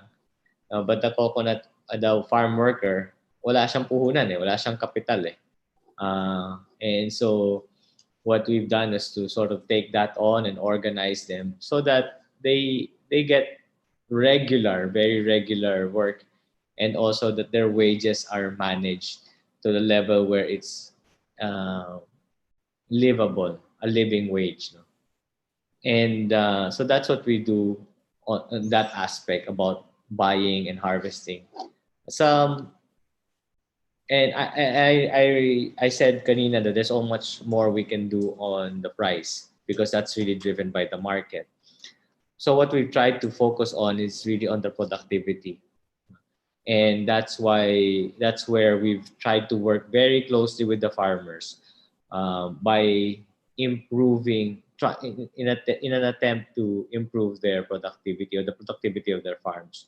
So we provide them with fertilizer, organic fertilizer, and so that the fertilizer is really not, in a way, it's not a fertilizer that has all the elements or the minerals that the coconut tree would need, no? That's the typical fertilizer natin eh. You know, when we talk about fertilizer, kailangan may NPK yan, but there's no organic version of that. But what we try to give is a way to strengthen the soil so that the soil can take that from the air, you know, the nitrogen from the air, can have more oxygen, can make those other things that are necessary. So in a way, it's a special fertilizer, and that is supposed to again result in more nuts and probably bigger nuts. No? For us, that helps because if the coconut farm is more productive, then obviously the farmer is happier. And two, we have to deal with less farmers. So we can strengthen our relationship. And the other thing that we're doing for the farm is basically mulching. And it's very interesting that you have countries like or places like Holland and even China where they really appreciate our coconut peat. So from the husk, no, and that coconut peat is used as a basis for a lot of the things that they grow, you know, the tulips in Holland, and the reclamation in a way, or the reforestation, or the recovery of the Gobi Desert in China. Those were done. Those are done uh, with coconut peat, because it's really a great soil substitute, and it retains a lot of water. It's very good for microbes, and it's interesting that for us we just burn it. I mean, don't the coconut peat that we cannot export, we basically burn in the farm, and so hindi na natin napakinabangan. Diniplete pa natin yung oxygen sa lupa kasi of course when you burn, gagamit siya ng oxygen, no? And that's really a waste. And so what we're trying to do is to put it back in the farm. Put it back in the farm. So here's a picture of how it looks, and that's actually with the help of sila Mon, no? Mon Rivera, guiding us on these things, and we're hoping it's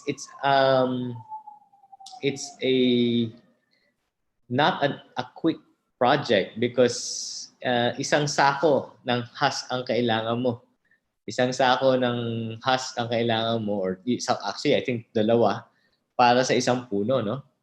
Pero madami naman tayong husk eh. So we integrated into our processing. We're able to give back the husk to the farmers. And that's why, you know, we're encouraging the coconut farmer to be a farmer. Maglagay ka ng fertilizer. Maglagay ka ng mulching. Kami bahala sa harvesting. Ikaw na magbahala dyan. And so it's a mindset change, no? And so that's why we're working with model farms. Kasi yung coconut farmer, sabi nga nila, tamad ang coconut farmer kasi wala naman siyang, hindi naman katulad ng rice farmer na gigising siya araw-araw, you know, and masakit sa likod. The coconut farmer, in a way, nag-aantay lang yan eh, di ba? But we're trying to empower, as my friend from Primex said, no, we're trying to empower the farmer by saying, look, you can do something about this, and to improve, and we're hoping that you know the combination of fertilizer and mulching would allow the productivity of the coconut trees to improve. And in the future, we're hoping to encourage some intercropping, or yung kanina, yung backyard, sinasabi kanina, yung backyard farming, no? We want to encourage that. Of course, it's kind of tricky kasi, you know, as June sort of described, you cannot just come up with a product. You cannot just, sige, tanim kayo ng ganito. You almost have to make sure, we have to make sure in our partnership that we have a market for it. So kung magtatanim tayo, dapat yung farmer, ang aasikasuhin niya ay yung pag-farm. At kami sa company, asikasuhin natin yung market and the logistics, no? So that we create the whole chain. So we're still trying to figure that out, and it might not be one product; it can be a combination of products. But it's good, I think, to put more seeds and more plants into the coconut farm, no? Because you need also that diversity in terms of natural farming. You need about, actually, 5 dapat yata yung nire-recommend, you know, what they're doing now in Australia. They want to have 5 crops, so that the plants, the trees, they share minerals, they strengthen each other. Sa coconut farm, typically isa eh, or in Palawan wala, sa gitna. Nothing is intercropped. So that's the hope, and that we can introduce that and make it sustainable, no? There have been attempts before to not us, before, many years ago, I've heard that there are attempts to na magtanim ng corn, and napag-grow naman ng mga farmers, but there was the market, the arrangement with the buyers, the market was not fixed. And so in fact that's why in Palawan people are very hesitant to intercrop because of that bad experience. So we're trying to be very careful. But I think that's the third step right now, where we've done the fertilizer, we've the project, we've applied, distributed, and supervised the application of fertilizer to about 8,000 hectares of coconut farms. Madali lang yun. Mahirap yung mulching, and that's what we're gonna start next month. We've actually done our pilots, trying to make sure it's more bulky, so in a way it's more challenging. But we're hoping that, again, that strengthens the supply chain. And I think that's the thing that I wanted to share. The marketing side, the product side, I think many companies have already oriented the attendees on this. What I wanted to share was really the other end, kabilang dulo ng supply chain, yung bundok at saka yung puno, no? And we're hoping that it becomes a strong program. We've been coordinating with MON on logistical or financial support from the government. That's not been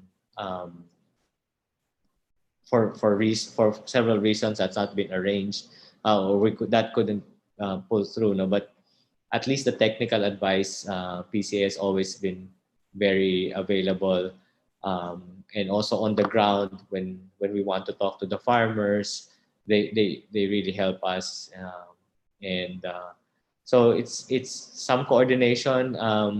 I was interviewed, I think 3-4 months ago by a team somehow hired or by the government to understand what can be done with the coconut levy.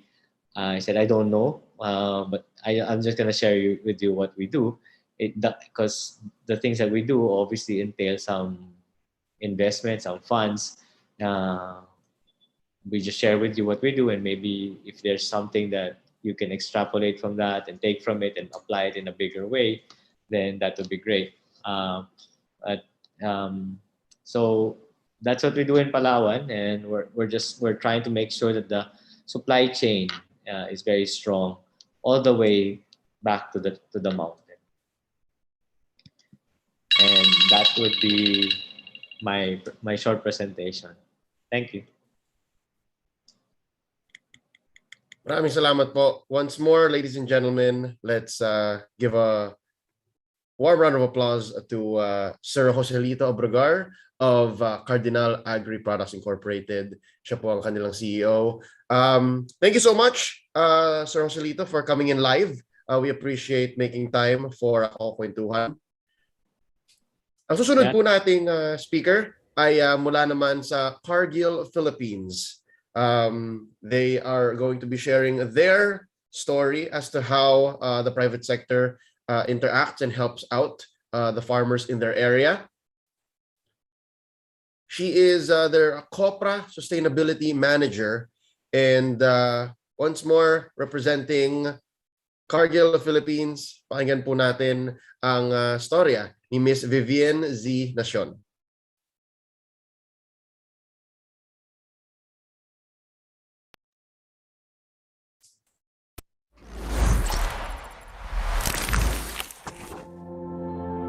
Philippine Coconut Authority is a primary government agency mandated by law to oversee the development of the coconut industry in all its aspects and ensure that the fruits of this development will accrue to the coconut farmers.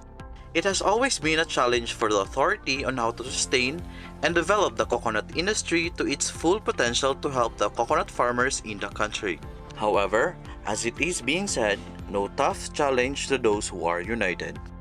The collaboration of PCA, stakeholders, and the farmers themselves play a vital role in surmounting this challenge. These industry players, which has been instrumental in shaping the coconut industry, is the Cargill Oil Mills Philippines Incorporated. Cargill Oil Mills Philippines Incorporated, located in General Santos City, has been partnering with PCA and other government agencies to support the goals of nourishing the world in a safe, responsible, and sustainable way. Proven enough, the successful partnership of PCA and Cargill, especially in the implementation of SCNO, Sustainable Certified Coconut Oil Production Project, a collaborative effort by PCA, supported by Agricultural Training Institute and Bureau of Agriculture and Fisheries Standards, German Development Corporation, and private sectors namely Cargill, BASF, and Procter & Gamble, generally aim to increase productivity and income of small coconut farmers by introducing and expanding the certification by the Rainforest Alliance and implement a supply chain for certified copra. In Region 12, the project was implemented in selected municipalities of South Cotabato and Sarangani Jensan, which started in 2015 and was completed in 2019. Through this project, the farmers who attended the coconut farming as a business school are encouraged to pursue Cargill's Rainforest Alliance certification program upon meeting the criteria. Farmers will comply the requirements of the Sustainable Agriculture Standard. Once certified, the farmers enjoy benefits including education and training from Cargill. This established a strong foundation of the partnership between the industry and the coconut farmers in the Region 12. This established a strong foundation of their partnership with the participating coconut farmers in Region 12.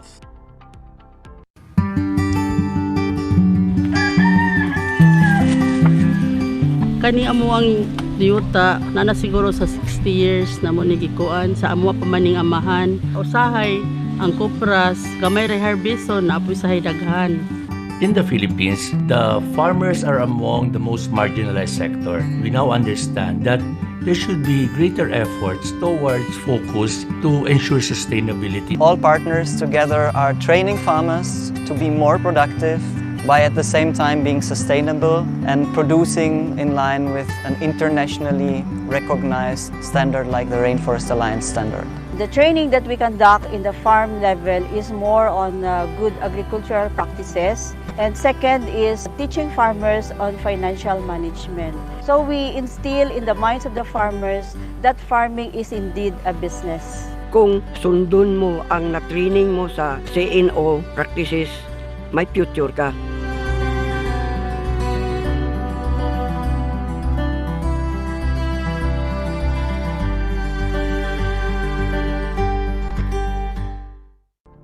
Furthermore, Cargill Oil Mills Philippines Incorporated supports the development of the coconut-based farming system as a means to increase the productivity of coconut farms and income of the coconut farmers towards improving the quality of life in the coconut farming communities, such as the recently implemented tripartite project of Cargill, PCA Region 12, and Daan Suyan Indigenous People Agri-Products and Native Livestock Agriculture Cooperative, or known as JANCO, for the establishment of the Coconut Hybrid Pilot Farm in Region 12. Nag-start po yung ating programa nung nagkaroon ng directive ang ating PCA Central Office na magkakaroon ang Region 12 ng tripartite program. So timely din na nag-communicate yung ating representative ng Cargill Oil Mill Philippines Incorporated na mayroon silang farmers organization na gustong pumasok doon sa ating PCA program. So yun, nag-offer tayo ng hybridization program sa kanila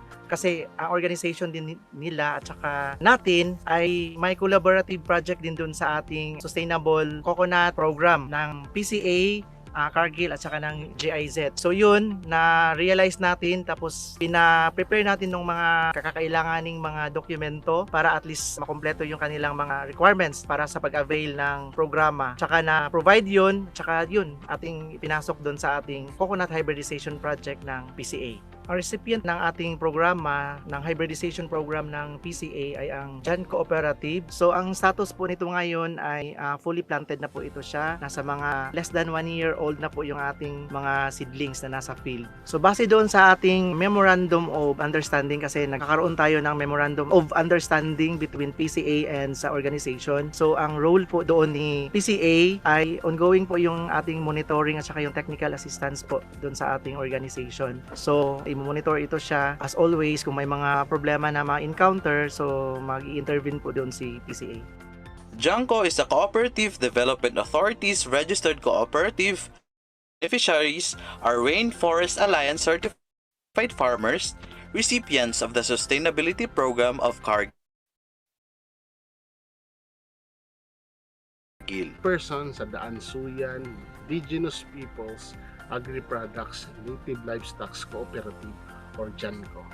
Nagsugod mi identify ang among organization last January 2018. Mao'y pagsulod ni Cargill sa among lugar sa Daansuyan.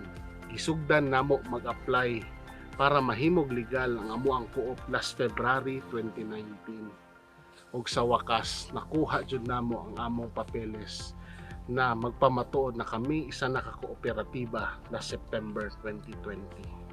Sa pagkakaron, abot nami 205 member farmers ug naay presensya sa 3 ka barangay sa Malapatan, 2 ka barangay sa Maasin ug dire sa Upper Labay, General Santos City. Ang among kooperatiba naay 2 ka core business. Una, which is ang trading. Kung asa ginapalit namo sa taas na presyo ang mga abot na produkto sa among mga miyembro, tapos amo kining i-consolidate para dako among volume para ipasa sa pinaka-highest buyer sa Gensan. Ikaduha, which is ang financing, kung asa ang kooperatiba nagapautang sa mga member farmer ug mga butang, particularly pareho sa abono, binhi, pipilang grocery items ug usahay sa pipiling sitwasyon nagapautang pod og cash. Kami nagapasalamat na kami ang napili ni PCA in cooperation with Cargill Philippines na mahimog pilot sa Coconut Hybridization Project of 2020. 10 sa among miyembro nakaapil ani. Kung asa nakadawat kami og 6,500 seed nuts na hybrid na among gipatubo kung diin 3,148 niini ang na-assess namo na suitable itanom ug amo kining gitanom sa katibok ang 25 hektaryang yuta. Kaming mga nakaapil sa kooperatiba ang nag-identify ug nag-provide sa luna kung asa namo ni itanom. Pareho aning lugar kung asa ta karon 500 hybrids ang natanom namo diring dapita. Bilang mga recipient sa mga hybrids, kami nagakommit na amo kining ampingan og i-maintain pag-ayo para anytime kinahanglanon ni PCA og ni Cargill og mga data permi kining available.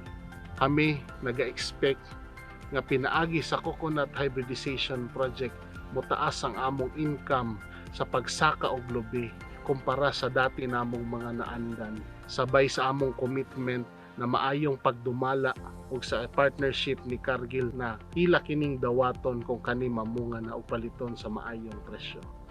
Dagang salamat, mabuhay ang mga kapwa na akong mangunguma, and God bless everyone. I am Carlito Shador Jr., one of the farm inspector and trainer of Cargill. As a farm inspector and trainer, I ensure that our coconut farmers are compliant with the set standards of Rainforest Alliance. It is our commitment to help and support our coconut farmers to achieve success in sustainable agriculture by providing them education through trainings and good agricultural practices and good copra quality production. We are also supporting these farmers by connecting them for public support such as this collaboration, the Philippine Coconut Authority Hybridization Program, and access from farm to market where they can have better and decent income. On the other hand, after a series of training, comprehensive planning, brainstorming, and meeting, Coconut Hybridization Project finally took off in 2018 at PCA NCSPC Aroman, Carmen, North Cotabato. PCA NCSPC is committed to produce and provide PCA coconut hybrids to different suitable areas in the region as being part of the local implementation of the National Coconut Development Program to showcase the efficiency of these hybrid coconuts. Ang coconut hybridization ay isang teknolohiya kung saan ay pinag-aasawa natin yung dwarf coconut variety sa tall coconut variety. Yung dwarf ay yung nanay at ang tall ay yung tatay. Marami ng pag-aaral ang ginawa, matagal na, kung saan yung hybrid mismo na na-produce ng pag-aasawa ng dwarf at saka yung tall ay naitanim in several locations sa Pilipinas at napatunayan na may mga 15 tipo ng hybrid ang pwedeng ipatanim sa maraming lugar dito sa bansa, no? At dito sa ngayon nga ang napoproduce na hybrid may mga 4 o hanggang 5 klase na pwedeng ipatanim sa maraming lugar, ano? Base sa data, itong mga hybrids to ay nagpo-produce ng nuts na higit sa 100 nuts per tree per year, ano? So kung ito ay may papamahagi talaga sa mga magsasaka dito sa bansa, malaki ang inaasahang pakinabang nito sa mga areas na patatamnan, ano? Lalong-lalo na kung ito mga hybrids na ito ay may tatanim doon sa mga lugar na talagang suitable sa coconuts at saka kung maalagaan ang gusto ng mga coconut farmers, ano? Kaya siguradong magiging maganda ang bunga nito. So yun ang advantage nitong hybrids para ipamahagi bilang programa ng PCA sa mga magsasaka. Thank you very much. Janko, being the beneficiary and participating cooperative of the project, is one with the PCA and Cargill's goal to help the farmers increase their income, nut production, as well as improve the quality of their produce through planting coconut hybrids. Ako si Bunso Malila. Usa ko sa nakadawat sa silding hybrid nga lubi gihatag sa taga PCA. So, tagang salamat sa taga PCA kauban sa Cargill. So, ako din ampo sa inaot ko nga makadunggan din sa tagrong income sa maabot na panahon. So, ako rin po ng kamutan nga mulambong yun siya. Yung inisipin nga lubi nga gihatag sa taga PCA. Daghang salamat sa taga PCA. Indeed, these tripartite projects open possibilities and creates multiple opportunities to the cooperative, its farmer members, and the rest of the farming communities, stakeholders, and the entire coconut industry.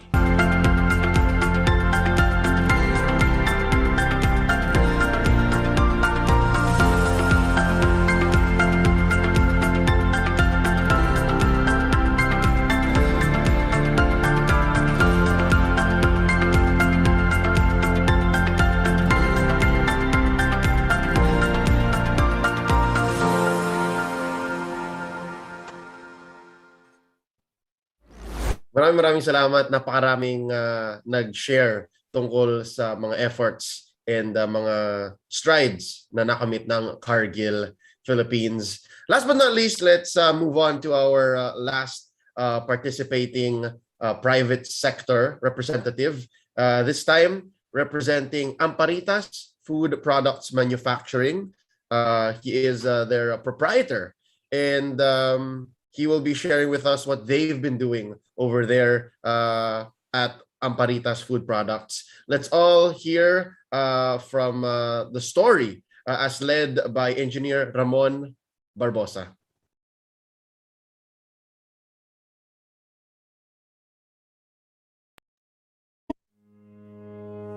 Hinatuan, one of the 17 municipalities of Surigao del Sur, located at the mouth of the Hinatuan River at the eastern seacoast of Mindanao.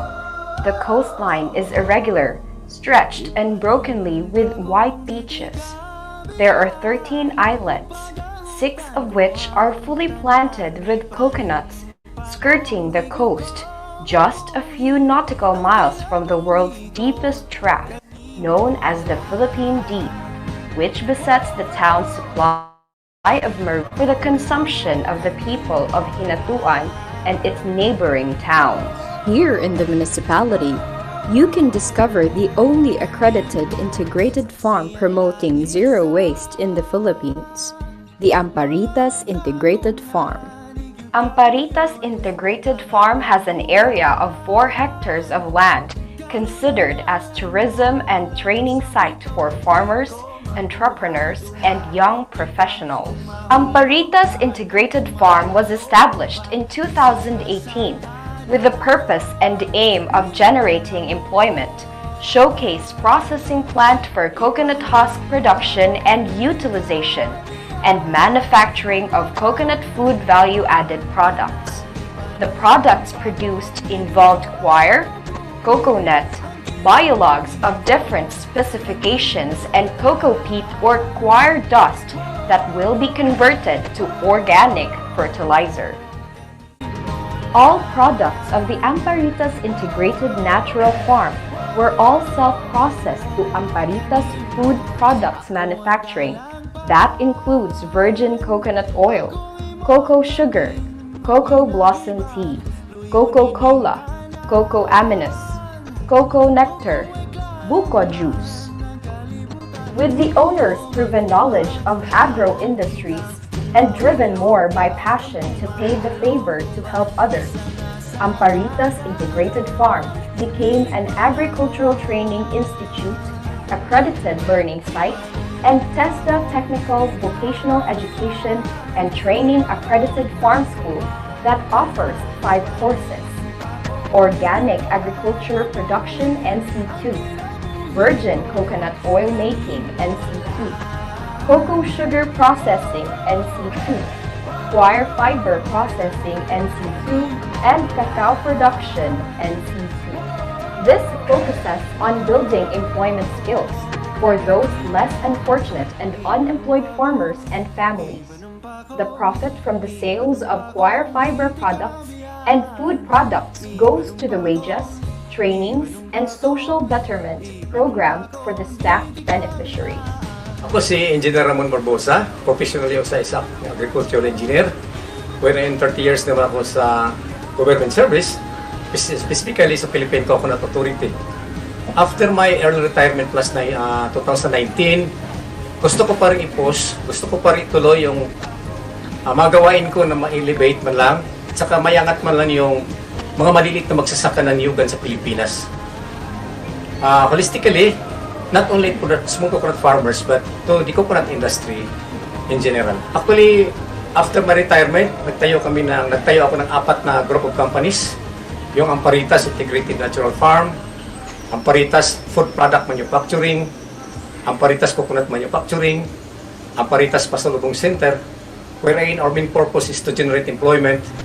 At the same time, we could make some demonstration model wherein makita sa mga baguhang farmer at saka mga coconut farmer at ibang klaseng farmer wherein may sustain man lang nila yung farming system by natural way in the next generation.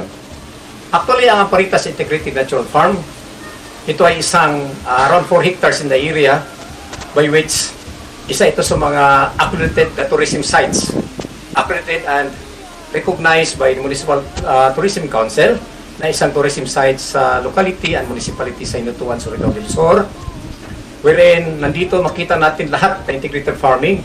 Mayroon tayong around 300 heads na raised chicken, 300 heads na goat, 300 heads na ducks, at saka around 50 baboy o piggery sa piggery project natin. Sa ating livestock kasi, ang ginamit natin na feedings ay lahat kukupit galing sa coconut husk. Wherein after 6 months, lahat na makukupit ay ginamit natin as organic fertilizer. Ibalik natin sa cacao, sa coffee, sa niyugan, as organic fertilizer for them, for the plants to sustain for the next 2 to 3 years by using organic fertilizer, using cocopit. Sa Amparitas naman, nandito yung accredited tayo sa Agricultural Training Institute or ATI. Salamat sa ATI that after I was recognized by ATI, binigyan kami ng 300,000 pesos as support fund for the infrastructures and other development. Pero inuna namin yung water system wherein kinakailangan talaga para sa fish pond. Kasi mayroon din tayong fish pond sa Integrated Amparitas Integrated Farm. Mayroon tayong almost 7,000 na tilapia wherein we could harvest at least 1 to 2 tons every 4 to 6 months.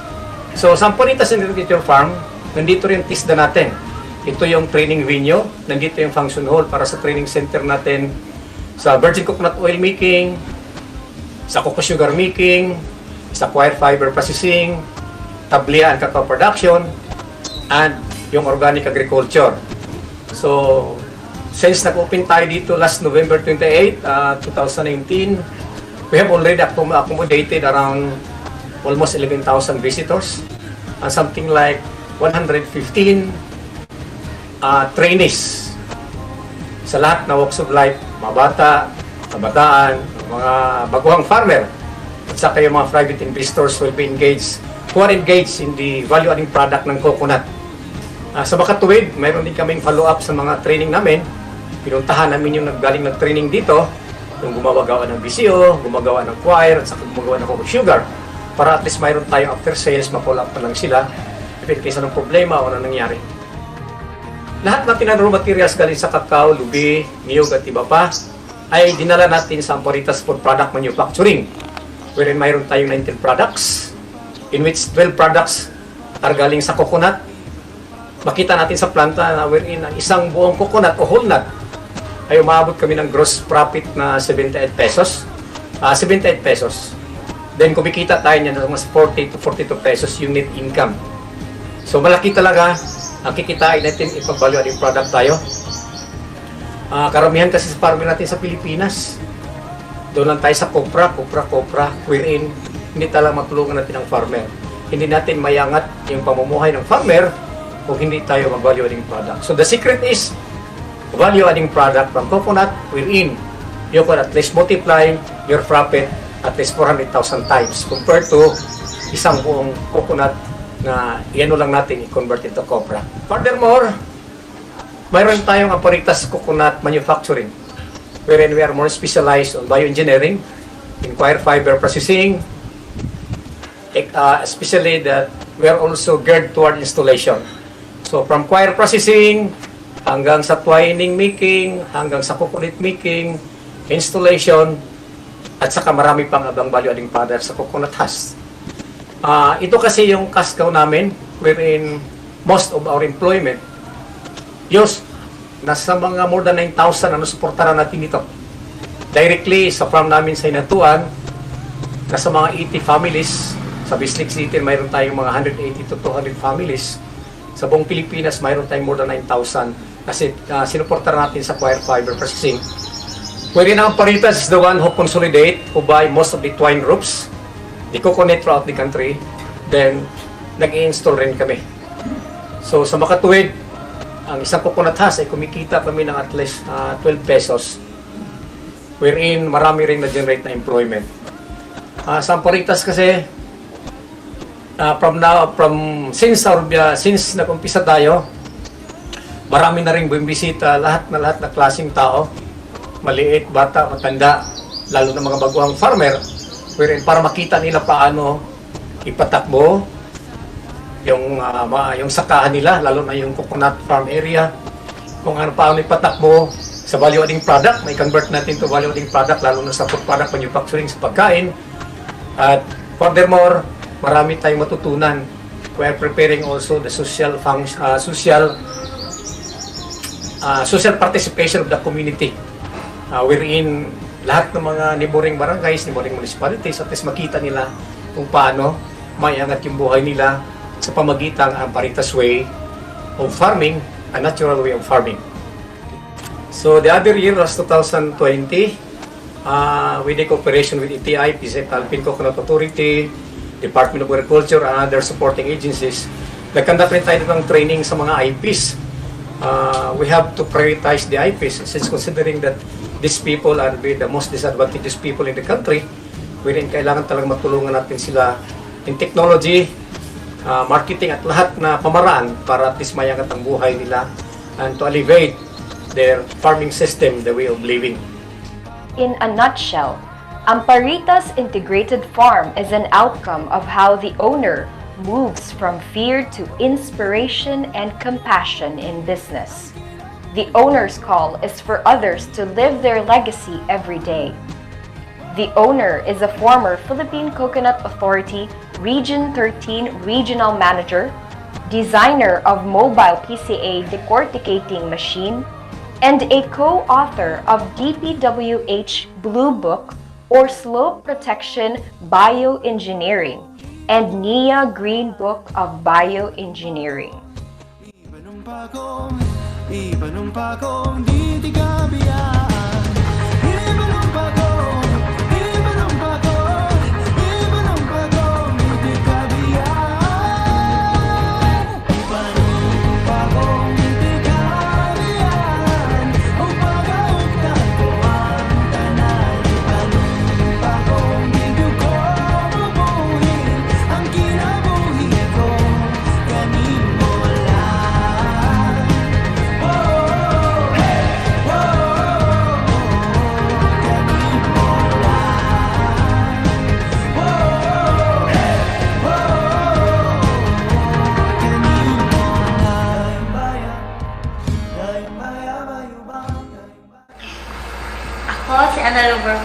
Sandy, 33 years old. Ako ay isang plant supervisor dito sa Amparitas Food Product Manufacturing. Meron kami ditong 19 products, 12 sa coconut at 5 sa coffee at tablaya, kakao.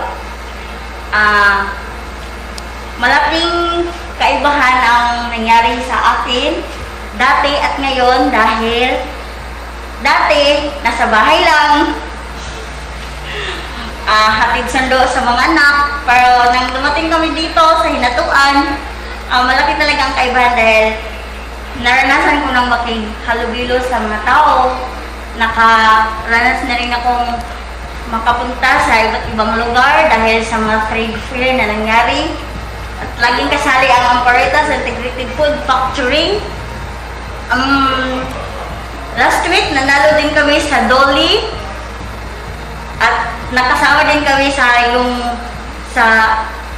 DE doon sa Manila, yung trade fair na nangyari sa Manila. Mas malaking kaibahan talaga yung nangyari sa buhay ko dahil dati kung may gusto ang mga anak medyo hindi may bigay, pero ngayon parang kahit hindi lahat at least naibigay. Maraming salamat sa may-ari ng Amparitas Food Product Manufacturing, sa Amparitas Integrated Farm, kay Engineer Ramon Barbosa, sa lahat-lahat ng staff niya, at lalong-lalo sa kay Engineer dahil kung hindi dahil sa kanya, hindi kami nakarating dito. Araw, ako si Manuel Ortega, Farm Manager sa Amparitas. Malaki talaga ang pinagbago ng buhay ko simula nang nakilala ko sa Amparitas since 2012. So, hands-on talaga si Engineer Ramon Barbosa sa pagtuturo sa akin, lalo na sa technology sa coconut in terms of value adding. So, nagsimula ko noon processing ng cocoa coir processing. So, since 2012, yun na lang talaga ang trabaho ko hanggang sa napasok din ako sa Philippine Coconut Authority. And ngayon, 2021, naging kinuha na niya ako as manager sa Amparitas para matulungan siya para i-manage tong Amparitas kasi lumalaki na yung Amparitas. Kasama din ako sa tumulong sa pag-create o pagbuo ng TESDA, yung sa No Training Regulation na in situ sa TESDA, no? So kami yung gumawa ng competency-based curriculum. So apat na courses na coconut value adding, no? So marami na rin kami na-train dito. Ang kagandahan kasi dito sa training namin, practical, easy to understand, lalo na sa mga farmers natin, at saka madaling i-replicate kasi yung mga gamit na gagamitin sa pag-conduct ng value adding is simple lang, no? Gumagamit lang tayo ng mga indigenous materials na kung saan makikita lang natin kahit sa household level lang. So kayang-kaya natin itaas ang value ng coconut. So through this business model na ginawa ni Engineer Ramon Barbosa, na ito talaga yung firm na masasabi kong sustainable na value added, no, nga klase na business. So dito sa Amparitas, we can convert one whole nut into 72 pesos, no? So kung gusto nyo malaman kung paano naging 72 pesos yung isang whole nut, so I encourage you to visit here Amparitas so that we can train you how to value add coconut. Thank you. We are not bragging, but sa Pilipinas, Amparitas lang ang integrated farm ang accredited sa sa wire fiber BCO and other TISDA accredited programs. So siguro inimbitahan ko kayo sa lahat ng mga baguhang farmer, lalo na mga investors na mga gusto mag-value adding products sa coconut. Punta kayo rito, at least marami kayong matutunan, lalo na sa integrated natural farm wherein we run our farm naturally. Sa lahat ng mga agencies sa ITI, maraming salamat for accrediting us as the farm school or learning site. Sa TISDA, maraming salamat for accrediting us as the farm school or learning site also of the 5 subjects that we have. Sa Philippine Coconut Authority, wherein malaking naitulong sa atin, no? Nagparehistro kami lalo na sa FDA, kasi ang FDA hindi rin basta-basta. Yung sa FDA kasi kung hindi mo makuha lahat ng mga requirements, hindi ka basta-basta ma-accredit. So isa sa Philippine Coconut Authority tumulong sa atin, ang DTI rin, DTI lalo na sa mga pagpalaganap, pagpakilala sa mga produkto natin sa Amparitas, lalo na sa information technology, tinulungan kami paano makasama sa mga exhibit para makita sa ibang mga sulok ng Pilipinas at saka sulok ng mundo. Kasi nakapasok kami sa Shopee at sa Lazada sa pamamagitan rin ng DTI. Thank you also from the Department of Agriculture. Kasama rin natin ang mga LGU na tumutulong din sa atin na at least makilala kami hindi lang sa within the Caraga region, within the province, sa buong Pilipinas at saka sa mundo. So from time to time, we are always coordinating with the other agencies in which malaki talagang tulong makikipag-coordinate tayo sa kanila. Kung hindi tayo makikipag-coordinate sa mga agency natin na tumulong sa atin, ay parang wala rin, hindi rin madokumento yung pinaghirapan natin on the ground. So luckily, mayroon kami mga award dito for the 2 to 3 years namin na operation. Nanalo kami sa Aspire. Nanalo kami sa Aspire for the best quality product. Itong tinatawag natin na Agribusiness Support Promotion Investment sa Caraga. Nanalo rin kami sa Duli sa productivity. Ang ano nito yung Productivity Olympics, meaning to say kahit nasa pandemic, nagdagdag kami ng tao na with proper compensation, nagdagdagan ang production namin. At saka tuloy-tuloy ang negosyo, tuloy-tuloy ang pagtulong natin sa mga nahihirapang mga tao. So mainly, the main purpose of Amparitas is to generate employment, to create models wherein the coconut farmers, at least we could make a showcase for them to see. At the same time, we have to promote from farm to table, wherein ito yung pinakamagandang gawin sa isang farmer na gawin yung value-adding product.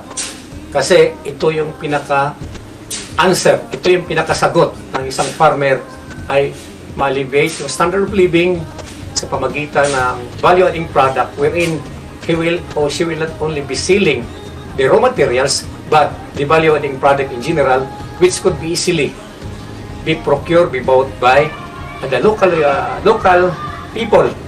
Then we have to promote also buy local, because this will be the answer to promote our local products throughout the country. At ito rin ang isa sa makatulong sa mga products natin na mabili man lang sa mga local buyers at sa mga Pilipino. Again, thank you very much, lalo na sa Philippine Coconut Authority for the untiring support of coming here. I hope that every now and then they will be supporting from time to time, not only for the coconut farmers but the coconut industry in general. Thank you. Innovating along the way, using our own people and clients through failure and success, the concept of Amparitas Integrated Farm were forged using our own design machine in the processing plant. Uncanny wisdom for this bioengineering technology is blended with proven research and case studies into powerful lesson. Indeed, withal for others.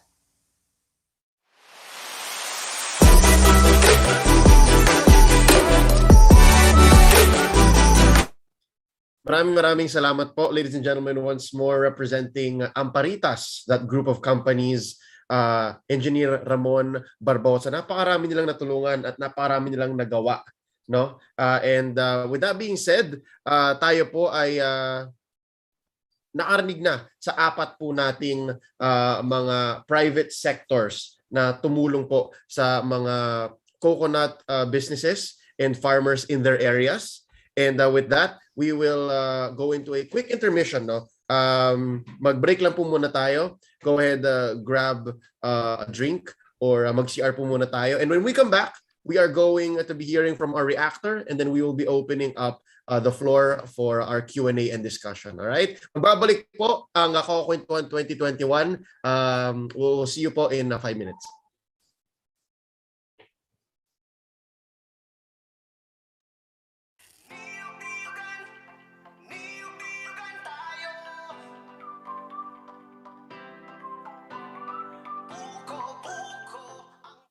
Ladies and gentlemen, isang masagana at mapagpalang araw sa inyong lahat.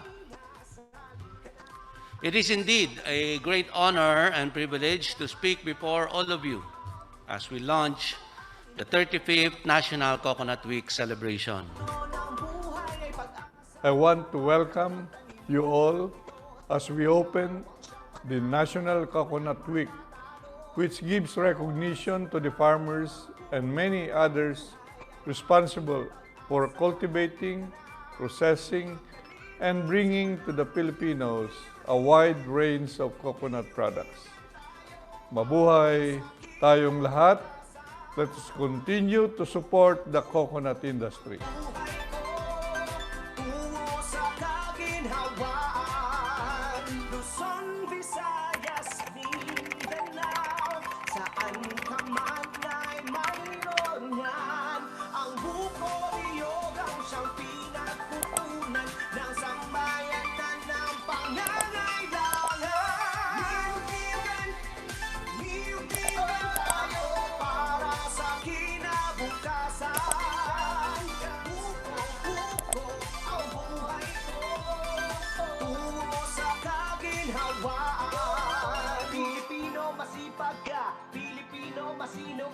Simpleng bagay, pagyamanin, palaguin at ibigin. Huwag matakot, mangamba, siguradong panalo ka. Masaganang niyugan patungo sa kaginhawaan. Niyug-niyugan, niyug-niyugan tayo para sa kinabukasan. Ang buhay ko, tungo sa kaginhawaan.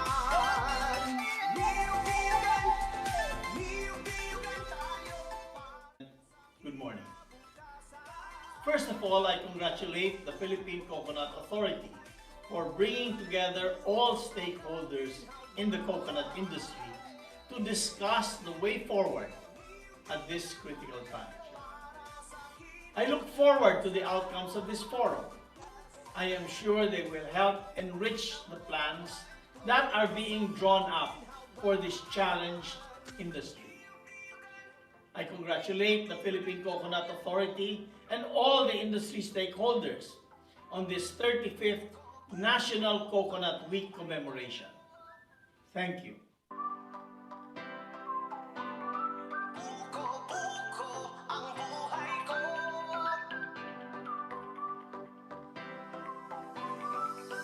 Pilipinas, halika na, nasa paligid lamang ang iyong hinahanap. Huwag mag-alinlangan, huwag nang mangamba. Ang puno ng buhay ay pag-asa.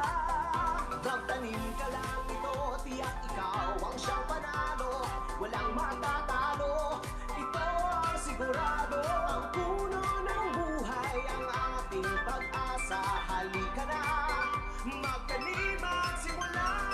Niyug-niyugan, niyug-niyugan tayo para sa kinabukasan.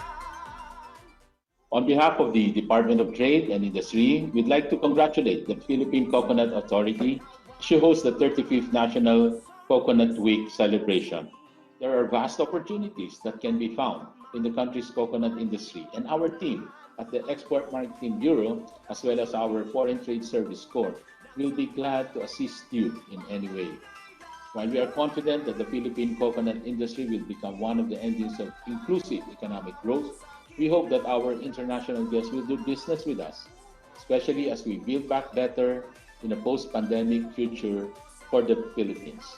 Thank you very much. Mabuhay po tayong lahat, and again, congratulations to PCA. Magandang araw po sa inyo lahat. Mangamba, siguradong panalo ka. Masaganang niyugan patungo sa kaginhawaan. Niyug-niyugan, niyug-niyugan tayo para sa kinabukasan. Ang buhay ko, tungo sa kaginhawaan. Niyug-niyugan, niyug-niyugan tayo para sa kinabukasan. Ang buhay ko, tungo sa kaginhawaan.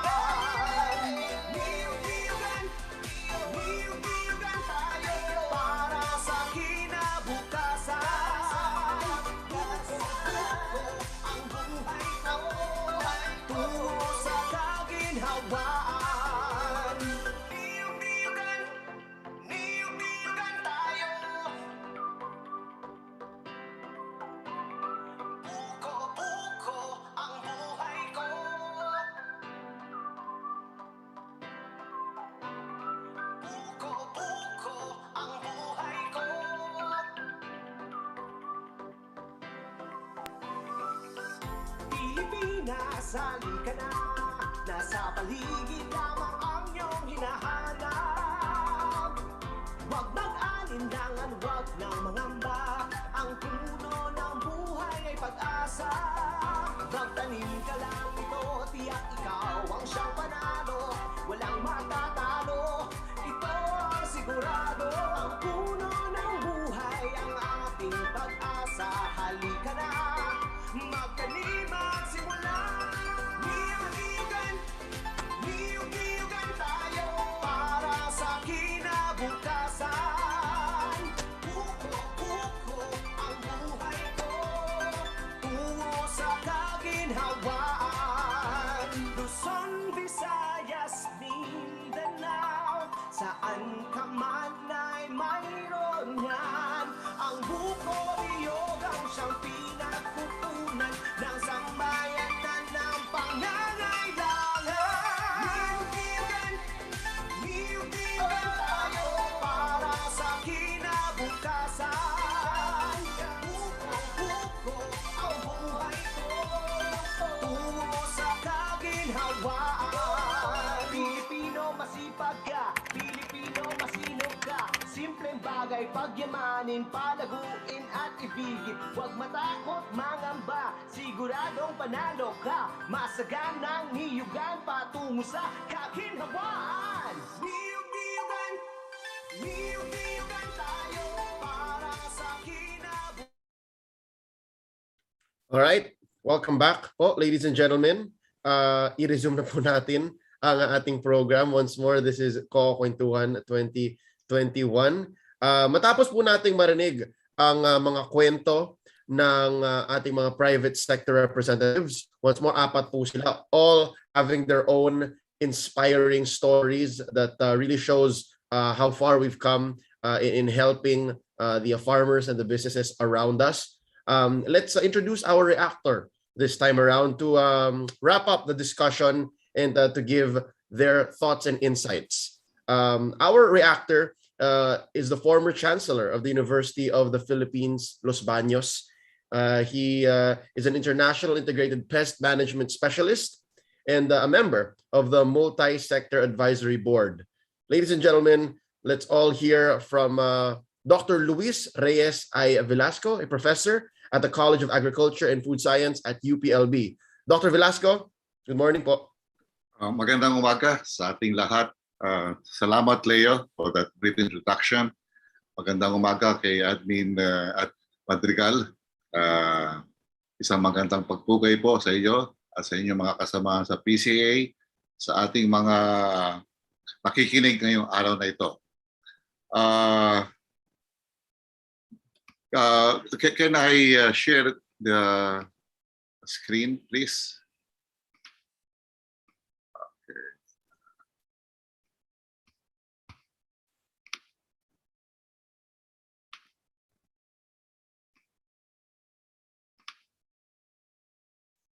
Ayan po, tayo ay tumutungo na sa bandang huli ng ating kwentuhan ngayong umaga.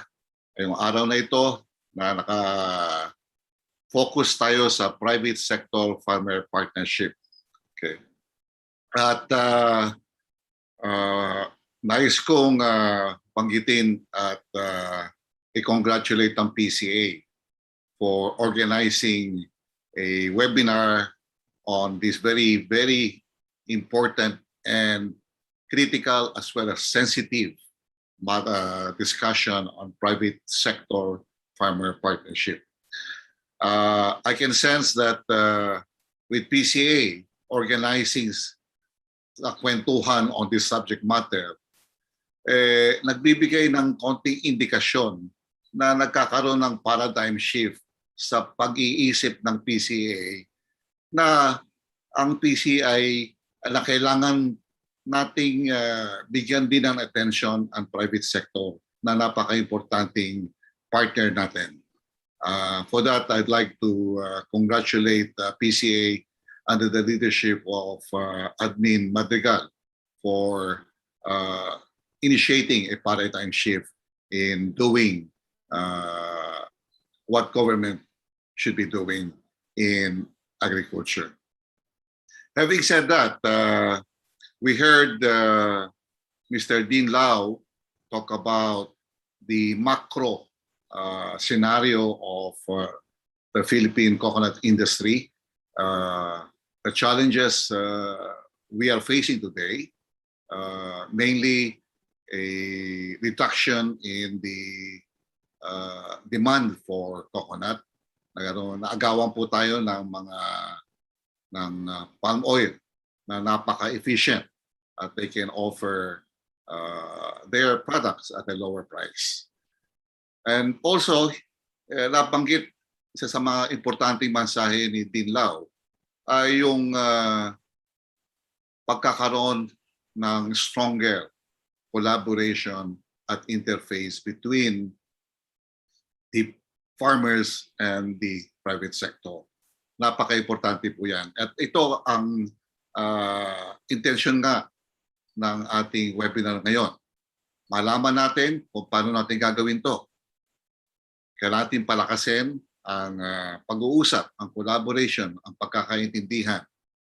At somehow, itong ating mga presenter ngayong umaga ay nagbigay ng magandang mga models or examples of how to go forward, making sure that there is strong partnership between the farmer and the private sector.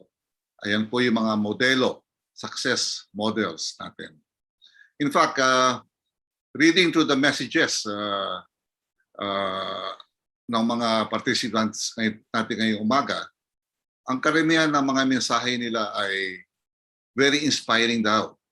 Itong mga ginagawa ng Primex, Cardinal, Cargill, at Amparitas.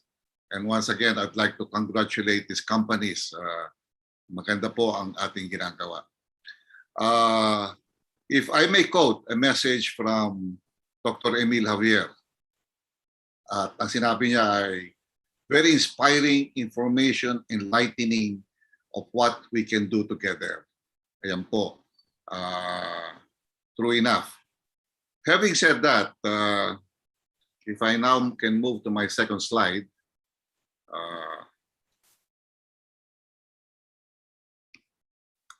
bakit nawala po yung aking slide? Yan.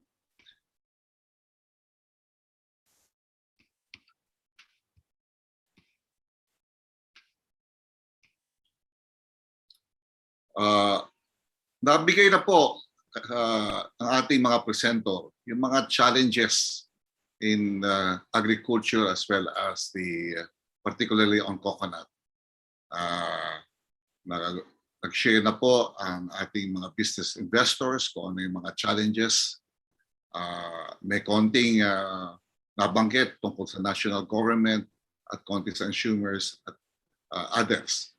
Ngayon po, ang gusto ko mangyari ay ibahagi briefly kung ano yung mga pananaw ng mga iba-ibang sektor tungkol sa agriculture, particularly on the coconut industry. And I'd like to share with you this quote, and it will tell you something. And this is from Gina Lopez.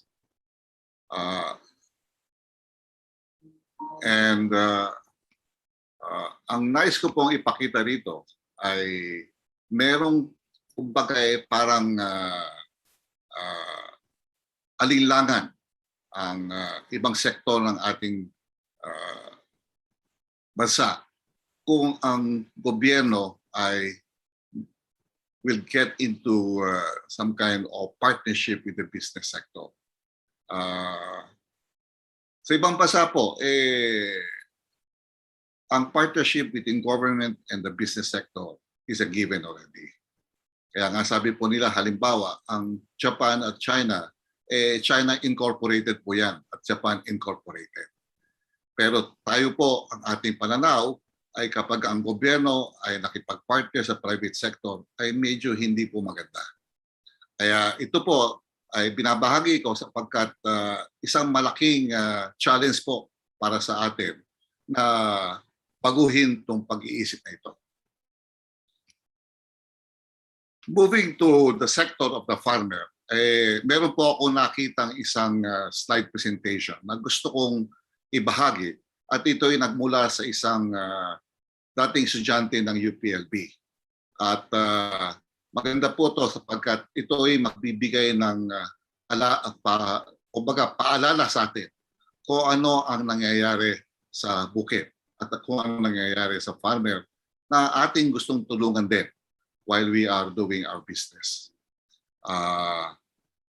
Una-una po ay who is the farmer?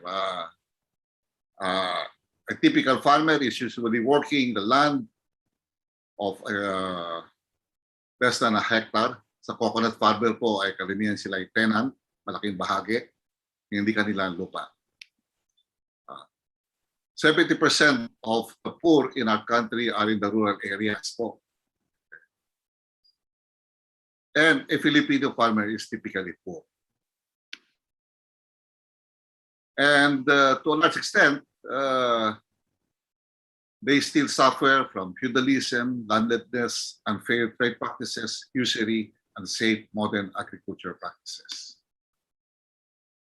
And if you ask the question, why are Filipino farmers poor? Ito po ang sinasabi niya. Poor production and growth in agriculture.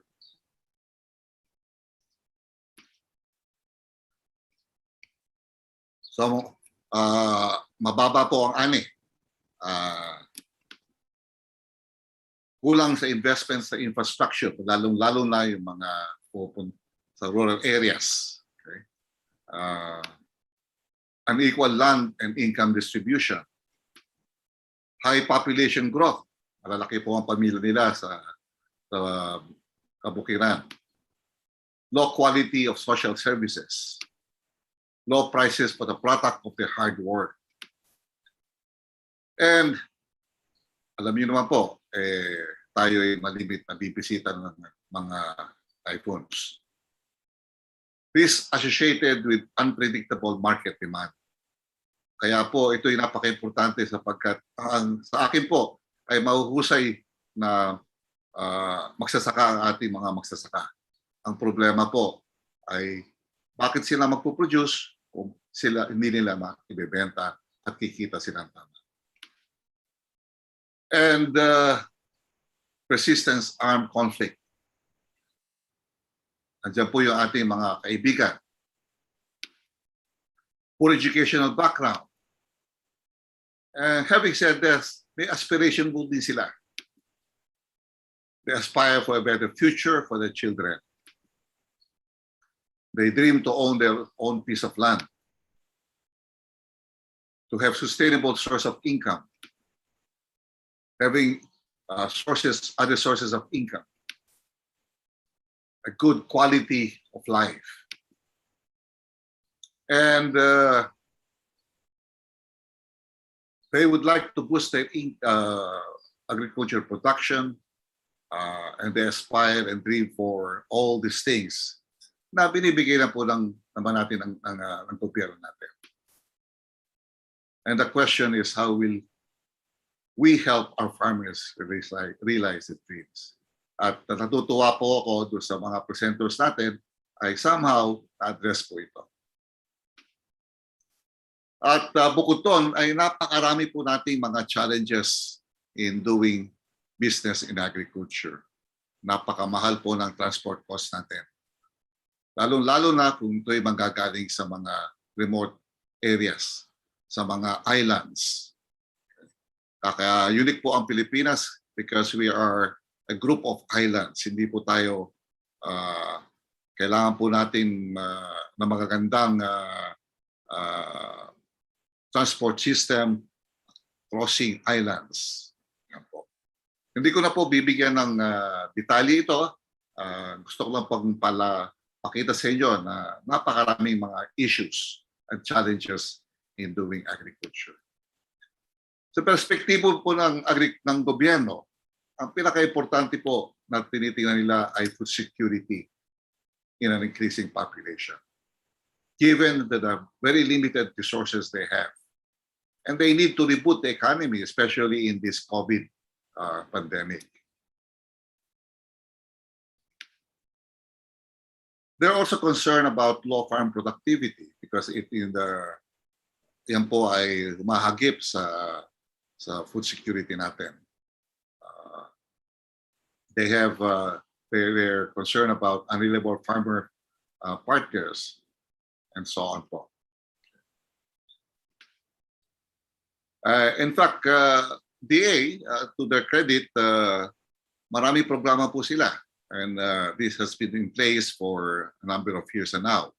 Meron silang mga commodity programs, hoping that with these programs, kaganda ang ating production sa bawat commodities. They also provide irrigation, farm machinery, farm-to-market road, marketing, crop insurance, and research support. And in fact, maganda po itong mga programa ni Secretary Dar. Meron siyang 8 paradigms to level up country's agriculture sector na medyo kakaiba po. At ngayon ay may 1 DA reform agenda po ang DA at andyan po lahat ang mga ingredients. Hindi ko na po babanggitin to sa isa, pero gusto ko lang po paalam na may programa po ang DA. At itong partnership nga ay nakapaka-importante po. And yung pag-uusap po ng public-private partnership ay hindi lang tayo po ang nag-uusap. Marami na pong modelo na ginawa sa ibang bansa. Halimbawa, ang FAO, ang UN, ang World Bank, ay marami na po silang mga pag-aaral kung ano ang dapat gawin sa public-private partnership. At ito po nga ay isang column ni ang isang well-known economist po natin na si Dr. Villegas. At nagbigay siya ng mga ilang rekomendasyon para palakasin ang farmer public partnership to address the poverty of our coconut farmers. At isang sinabi niya po ay ang pananaw niya po ay farmers are still in the mercy of the traditional middleman. And kailangan po i-address to. At sinabi din niya na the state, especially the LGU now, with the Mandanas ruling, we can have a critical role in assisting the small coconut farmers derive greater economic benefits from possible partnership with large agribusiness companies. At yan po ay nangyayari na. Ito po yung mga ibang sinasabi ni Professor Villegas kung ano mga dapat interventions natin gawin. No less than the former Secretary of NEDA, si Dr. Balisacan, ay pinag-aaralan din kung paano palalakasin itong public-private partnership. At marami po siyang sinabi. In short po, meron dapat structural policy realignment and harmonization na dapat gawin po. Kumbaga, sinasabi niya na ang gobyerno should look at how we can better harmonize support for policy as well as the infrastructure development program. Gusto ko lang pong pakita na marami pong pag-aaral na. Ang tanong po ay with all these efforts, tumatama ba po tayo sa target natin? Mukhang andyan po lahat ng ingredient, pero yung ating target ay medyo nasa gilid lang po. At ang tanong ay bakit nga po ganito ang nangyayari? I'm happy again that we are now recognizing that we have to be in partnership so that we can hit the target properly. We need to strategize how to do this. And we have all to sit down and work out the best strategy. And marami pong modelo na pwedeng ating gamitin. Sa ibang bansa, ang isang major intervention po ng national government is establishing agro-business park. So ito po ay nakakalat sa iba-ibang critical and strategic locations in the country. And the agro-park, business park, is supposed to encourage and support local, regional businessmen to come together with the producers and the farmers and together develop a business.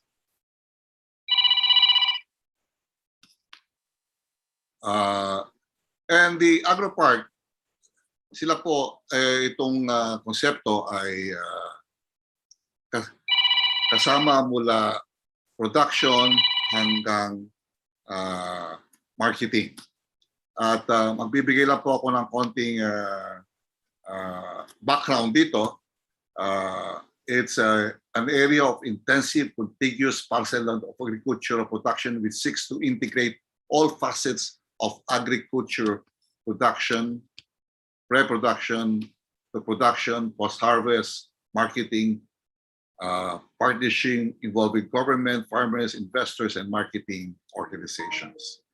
So it's a network innovation system of agri-production, processing, logistics. So marami po yan.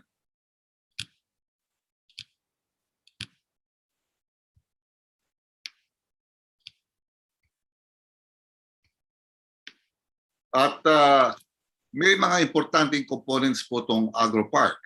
Meron po silang Farmer Production Support Unit involved in engaging the farmers, helping the farmers, providing support, organizing them, consolidating them. Yan po ay bahagi at napaka-importanting function ng agro-park, business park. And also to protect the farmers. Then there's an agri-hub. Mga infrastructure to support, make available to businessmen some facilities that may require big capitalization. So ito po ay available. And other services like soil testing laboratories na kailangan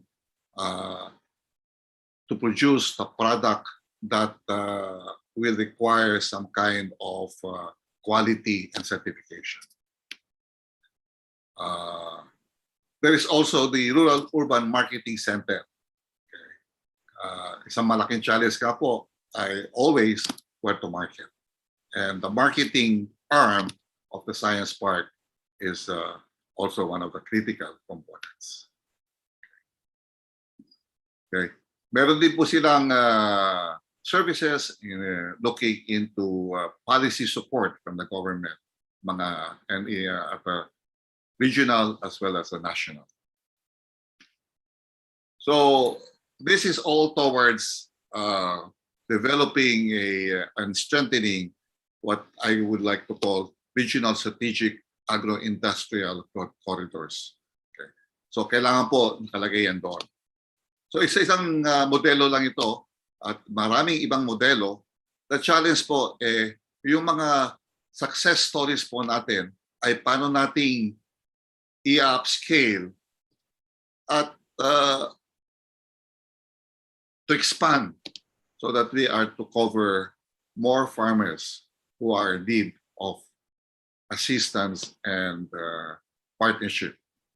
Yan po ang challenge kung ano ang model at paano natin gagawin ito. And I think this is the end of my slide. But as a reminder, there are some critical elements for a productive partnership.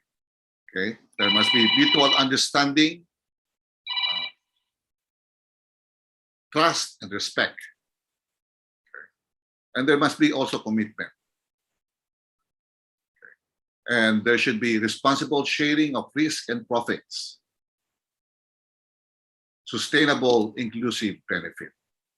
At gusto ko pong banggitin yung isang major mensahe ng ating keynote speaker ngayong umaga.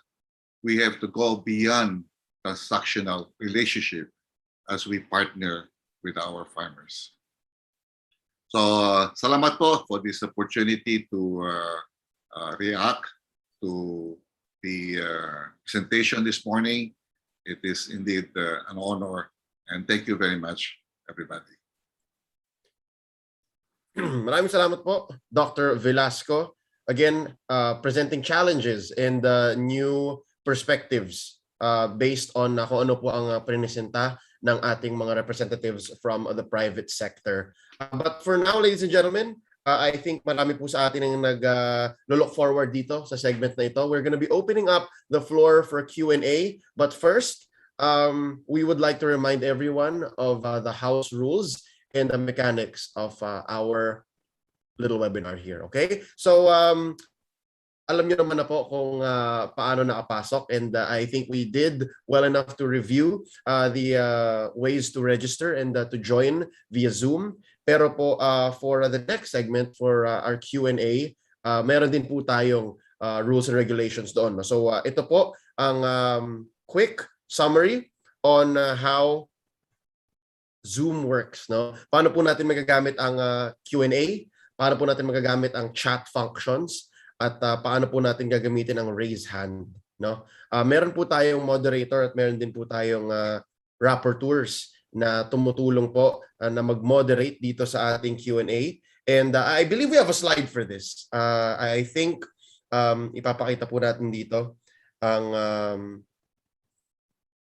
maikling video na previously pinag-usapan po ni D.A. Erlin. I believe if that slide is not present, ako na lang po, no? Sige po. So for those who joined us via Zoom, meron po tayong Q&A button. Pwede niyo po dyan ilagay yung inyong email address. And kung ayaw niyo naman po, pwede rin pong anonymous. Lagay niyo po dyan. Ayan! Thank you so much. I appreciate this. So meron po tayong Q&A session, and you can send them via our Q&A and via our chat. So narinig na po natin ang presenters. Narinig na rin po natin ang reactor. And of course, our keynote speaker, setting the pace and the perspective for today's topic on the private sector. Again, kung hindi nyo po napapanood to via Zoom, then you are on YouTube, on Facebook, or on Facebook. So good morning po. And alam nyo naman na po na keep your microphones muted kapag may nagsasalita po or pag may pinapanood tayo. And make sure that your background is set to a clean atmosphere. And of course, kapag naka-on po ang camera natin, mas maganda po dahil mas engaged po ang discussion. So how do you send your questions? No? You can send them via the Q&A feature, and then you can also do it through chat. So pag ginawa niyo po yung through chat, iaakit po at tatanungin na po on your behalf ng ating moderator ang ating question. So without further ado, it's time for us to introduce our moderator for our Q&A. On behalf of those who are curious about the private sector, maghahatid po ng mga tanong ninyo and magmo-moderate ng ating discussion ay none other than our Deputy Administrator, Operations Branch here at PCA. Let's all welcome Mr. Roel M. Rosales. Thank you very much, Leo. Yes, indeed, this is the most awaited portion of this for today's session regarding the private sector and farmer partnership. I'd like to start by saying na naging makabuluhan, mayaman, malalim ang mga paglalahad ng ating mga technical expert from the private sector. Ganun din po ang ating guest of honor at ang ating reactor. At gusto ko naman sa bahagi po naman ng audience ay pagyamanin natin itong naging usapin na ito. Magtanong po tayo ng mga kuro-kuro, magbigay tayo ng kuro-kuro ng mga tanong upang lalo nating mapagyaman ang karanasang nakuha natin ngayong araw na ito. And to start things off, let's hear from the PCA Administrator, si Administrator Benjamin Madrigal Jr., his insight on today's discussions. Sir, please.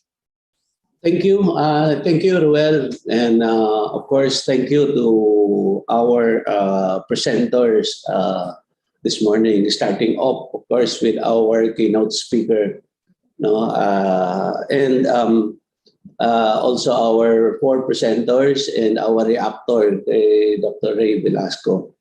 Now, alam po ninyo, over the past 3 days, itong ating kung titingnan natin yung webinar series, sabi ko nga is all focused on our farmers. No, during the first day, pinag-aralan natin yung mga successful models ng cooperatives. No, what have they done and how did they become successful? Yesterday, tinignan natin yung role ng mga models ng LGU-led enterprises, how the LGUs were able to support farmers to become and produce good enterprise activities. And ngayon itong ating sabi nga yung ng partnership between the farmers and our business and the business sector. And ang alam niyo po, nakita ko over the past 3 days, they all go support itong ating thematic recommendations for doon sa ating coconut farmers and industry roadmap. Because kung titingnan po natin, number 1 sa recommendation natin is promoting coconut farmers' welfare and social protection.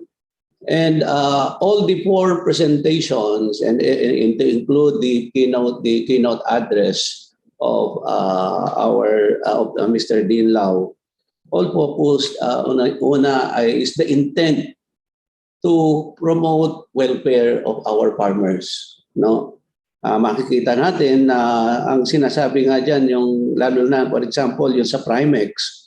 No, they came up with programs really to be able to support yung empowerment. May program for empowerment training, may program for productivity and profitability, health services of the farmers. And so natatouch din yung pag tinignan natin yung yung number 2, pag sinabi yung strengthening and empowering coconut farmer organizations, the partnership between the farmers organizations and the business sector that led to yung pagpapalakas mismo at profitability rin and sustainability of the farmer organizations. Makikita natin yung sa Amparitas at saka of course yung sa Cargill, yung tungkol sa binabanggit na agriculture sustainability standards or rainforest alliance, which has been proven na naging magandang model, naging tema ng pagtutulungan. And I'd like to emphasize that doon po sa Region 12, at actually sa ngayon, makita natin, you can proceed with the next slide. May isang slide ako na pinahanap. Ito po, we tried to come up with a graph of the price of copra, average price of copra over the past few years. Actually, when I came in last year, that was January of last year. Initially nagkaroon ng sabi nga it was at the nandun pa sa lowest part pa ng natin. We were actually the price noon was about 15 pesos or 20 pesos per per kilo. Nagkaroon ng slight slump because of the start of the pandemic. But at present, umaakyat naman po yung presyo. And in Region 12, sa Cargill area, ang isa nakita namin nun, yung direct copra marketing. Actually, in all regions, the highest price that ng farm gate price, the highest is in the area of Region 12. And kung titingnan natin dito, when Mr. Dean Lau was speaking earlier, ito pong yellow, yung pong red or yellow line ba yan, orange line ba po ba yan, kung depende sa kulay ng screen.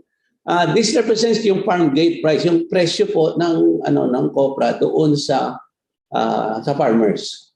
At yung kulay blue is the mill gate price na makikita po natin habang tumataas ang presyo, lumalaki yung gap. So yung gap po na yan, no,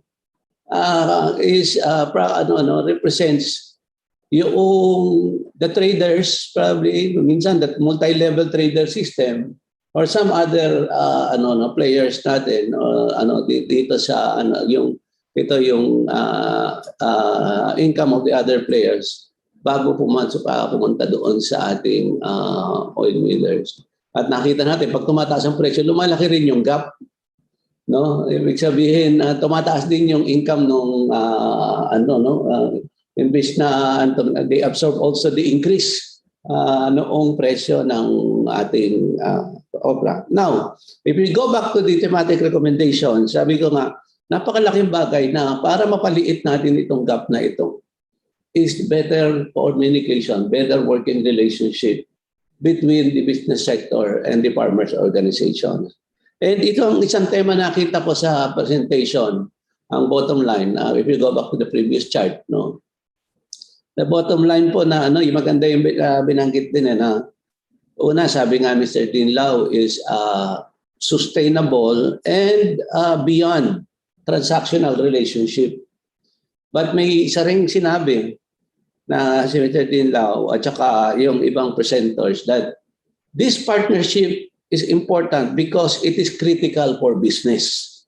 So, yung relationship hindi lamang po para tumulong, no, makatulong sa mga magsasaka, kundi importante, no, not only for the farmers but also for the business entity to flourish and to be sustainable.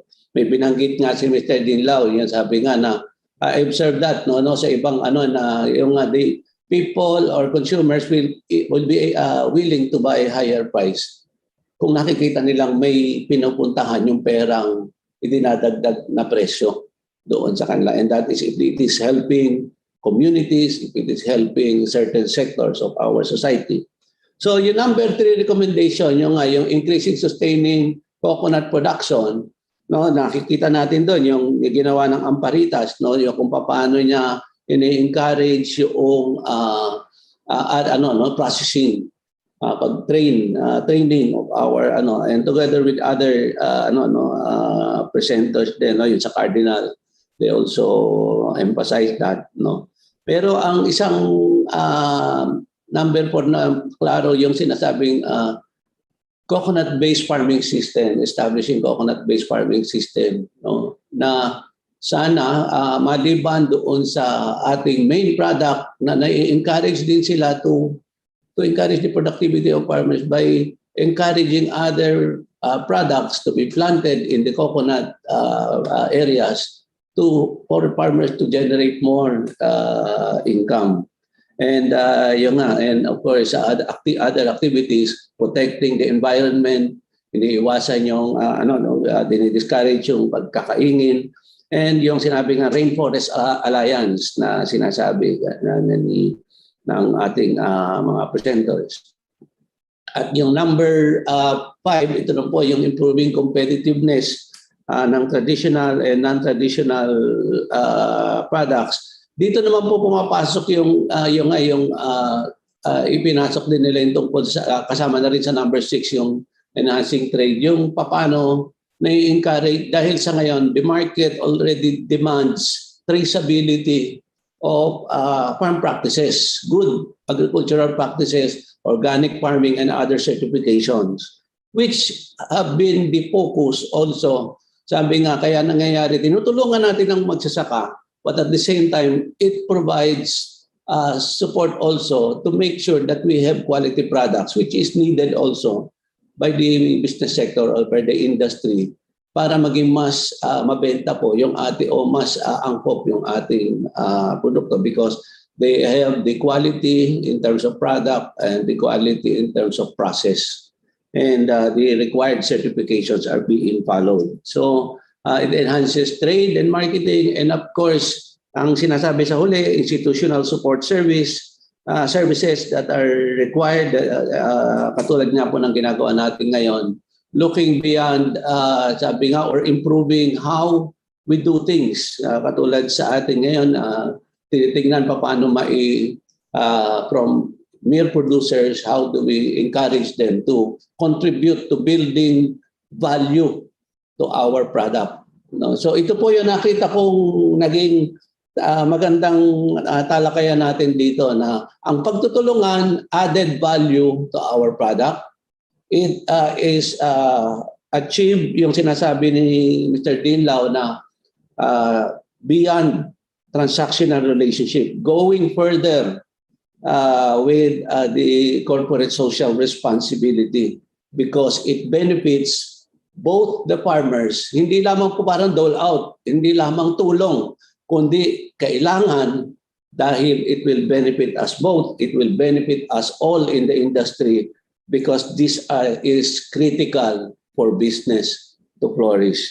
No, so sa inyo pong lahat, yun lang po ang aking may share for this na isa pong tema na talagang nakikita natin in the past 3 days. Bumabalik tayo doon sa thematic recommendations na ito talaga yung way forward to be able to ensure that we have an improved or transformed coconut industry. Salamat po. Salamat ng marami, Ginoong Administrator. A very profound insight on the way forward for the strengthening of the bind between the private sector and the coconut farming sector. So with this, I think that should guide us through the further discussions. At gusto po nating tawagin si Ginoong Benigno Pecson para sa kanyang mga katanungan. Ginoong Pecson po, the floor is yours.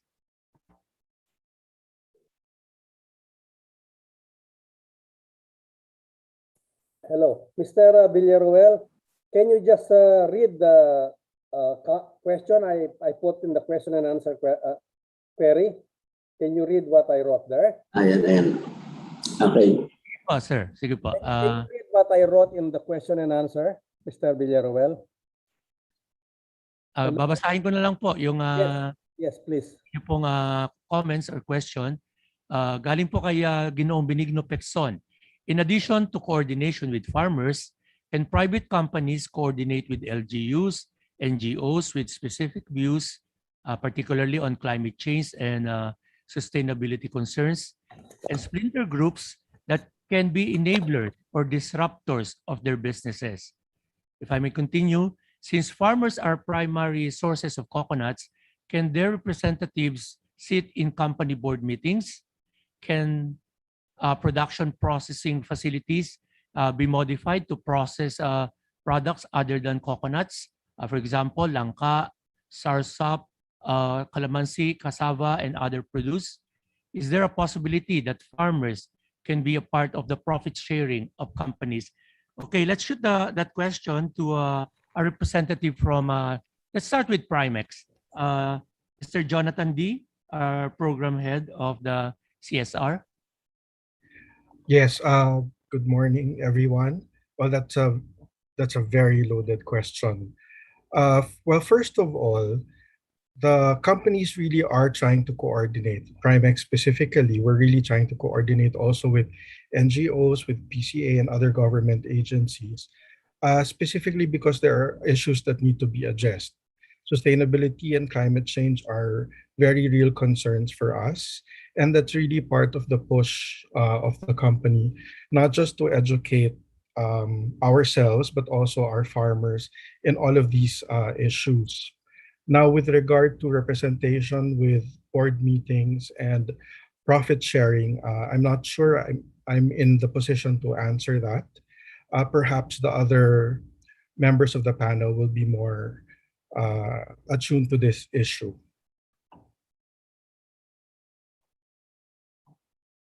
Thank you, sir. Can we ask the other members of the panel? Can we have Karjil address the issue? Yes. Good morning, everyone. First of all, I'd like to congratulate PCA for the success of the 35th National Cocoa Week, and especially to our beloved Admin Madrigal. We are indeed grateful to be part of this webinar.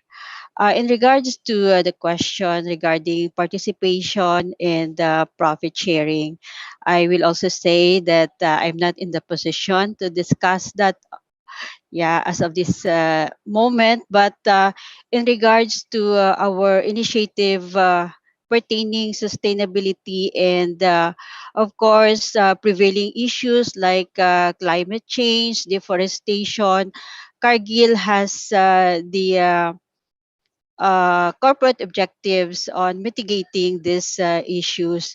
And that's why we have established this sustainability program that we are engaging farmers and also public sectors to really drive this advocacies to protect our environment. And of course, we are aspiring this because we care for the future generation so that they can also thrive successfully. Thank you, ma'am. That was Ms. Vivian Nashon of Cargill. Our administrator has a point to raise. Sir, please.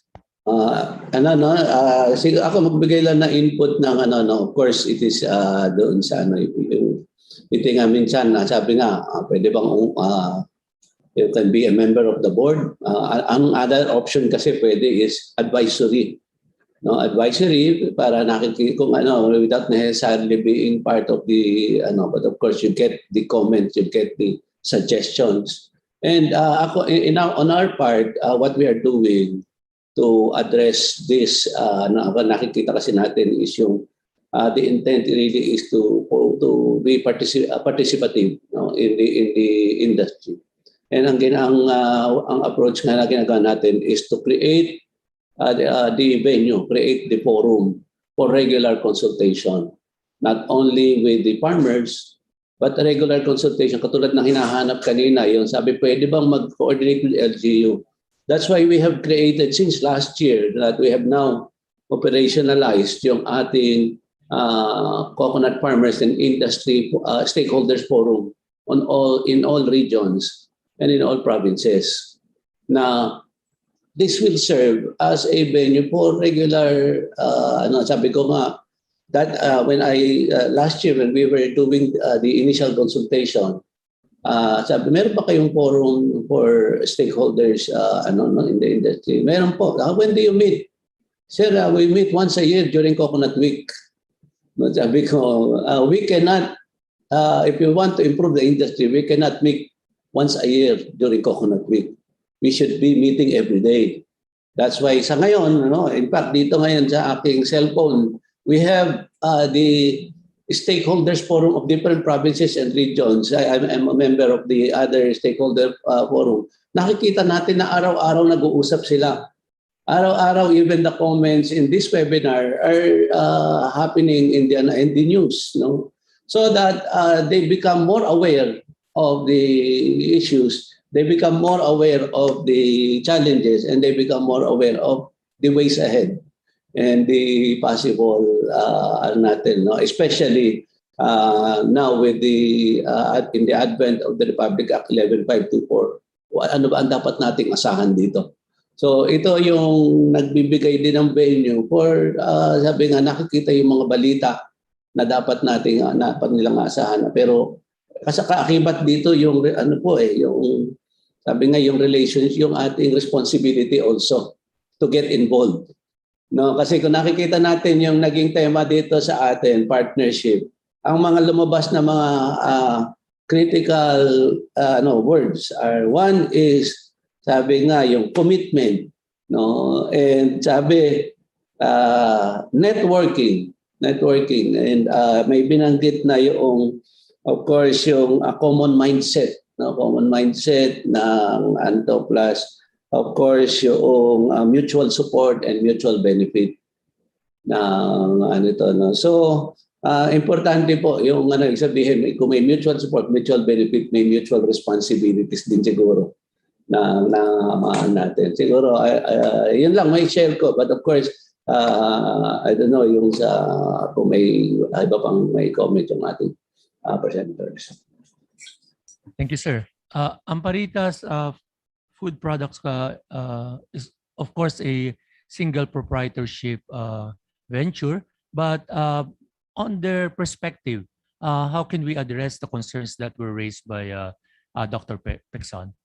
Mr. Barbosa, please.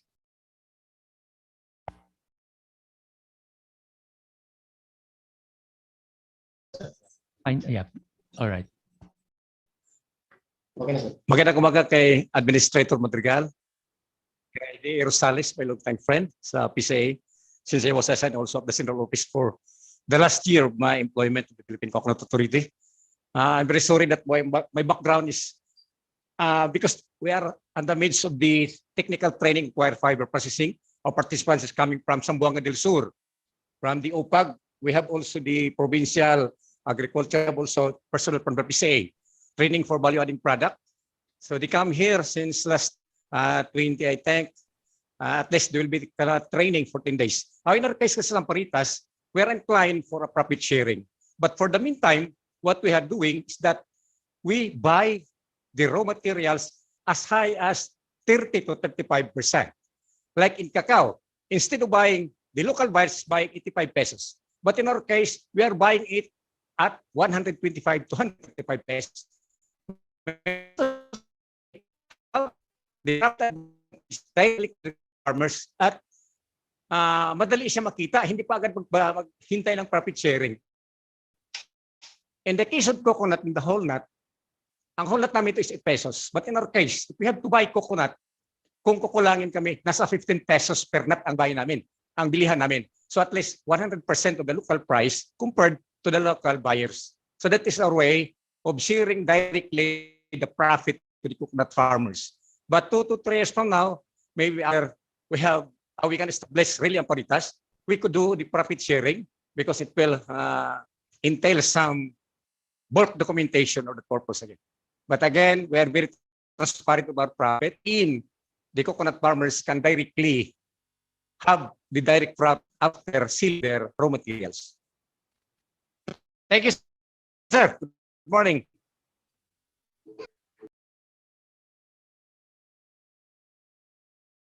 Thank you, sir. Thank you very much. Okay. That was very inspiring, and that was very educational for our private sector. Listening to a private venture in Hinatuan, talking about how the farmers benefit from the enterprise. So moving on, this is a question from Marilyn de la Cruz to PCA, and perhaps even to our keynote speaker. This is addressed on matters regarding the B5 mandate. So she's asking how PCA can help to further push the B5 mandate, since it definitely creates added value to coconut, it creates employment, and in the final analysis, should benefit the coconut industry, particularly the coconut farmers. We'll have to ask the administrator on this. Admin, please. Thank you. Maraming salamat po. No? This was lengthily discussed by my good friend, Mr. Jun Lau. No? And he knows very much how we have been trying to be able to convince the National Biofuels Board to endorse ito pong pag-increase ng ating blend. We have been they have asked us to come up because they have questions that they wanted us to answer. They asked whether are we able to produce enough feedstocks na kakailanganin. No? So we have presented that because ang comment ng nila ay they have been receiving reports that the different industry players have been complaining na nababawan na uubos na yung mga puno natin at hindi sapat ang ating replanting program. But we have provided answer na ito na nga continuous ang ating hybridization program. No, we are now developing seed farms in different provinces para hindi na tayo kumukuha ng mga seed nuts from the research centers. Para kanya we develop we plant varieties that are suitable to the industry that you are undertaking. No, katulad nga yung mga cocoa sugar, yung kung ano yung mga suitable na varieties for cocoa sugar. Yung nagpo-produce na mas maraming tuba kaysa sa ibang mga varieties. And of course, in terms of BCO, yung mga varieties na mataas ang lauric content. No, so ito po ang we have provided them na sagot na over hanggang by 2025, making initial 5 years, that we have enough. More than enough feedstocks that the requirement for the coconut methyl ester will only be about 20 to 25% or of the whole requirement, even with the increase in blend. No, it will not necessarily eat up all our coconut oil produced. No. Second, tinatanong nila, do we have enough processors for coconut methyl ester? No, sabi nga ni Mr. Dean Lau, actually, siguro yung binigay niya na data, ito yung data ng 2020. But yung 2019, ang naging requirement na they needed 214 million liters of CME. No, for the 14 billion liters of road usage. Sa 2%, it's only about 214 to 240 million liters. No, and even with even with 5%, ang kakailanganin po na liters of coconut methyl ester, yung po magiging 5% yung blend niya. No, yung kakailanganin na coconut methyl ester will be about 770 million liters. More or less 650 to 750 million liters. But sabi nga namin, at the moment, our CME producers, unlike sa ibang, in the case of sugar, sa atin po, our coconut methyl ester producers are only operating at 30%. No, 30% capacity. In fact, with the new mga bagong na-approve ng mga CME producers, aabot na tayo ng 1 billion liters. And meron pang mga nag-a-apply na for CME. Dahil sa ngayon, kung hindi ginagamit dito, then it is being exported also. No, in fact, may mga ina-export na din itong habang hindi pa ginagamit sa atin. Yung coconut methyl ester, may mga naghihingi ng ng ating CME. But sabi nga sa ngayon we are our millers are only operating at 30%. Tapos ang third question nila is will it be yung cost benefit? Binanggit na rin ni Mr. Dinlao kasi initially ang tiniisip nila tataas ang presyo dahil mas mahal daw ang production ng coconut methyl ester kaysa sa diesel pag ini-import dito. But natin ito, explained extensively na ni Mr. Dinlao na sinabi nga niya na dapat hindi direct cost comparison because yung added benefit should be costed also. Yung better air quality na hindi na tayo gagastos sa ating anti-pollution drive na masyado, no? Yung ating better health for our people, better engine performance of our vehicles, no, and of course the better income for our coconut farmers plus reduced importation of diesel. All this should be costed and will dapat maisama sa comparison, no, but of course hindi pa po ito matapos dahil meron although we have already conducted the joint road testing which was conducted together with DOE, Department of Energy, together with Bali UP ang pinagan natin, that nakita yung benefits sa road usage, yung extended mileage of our vehicles. But another road testing is being conducted independently by the Department of Energy also. And accordingly, ngayon nasa mga 21,000 out of the 30,000 liters. No?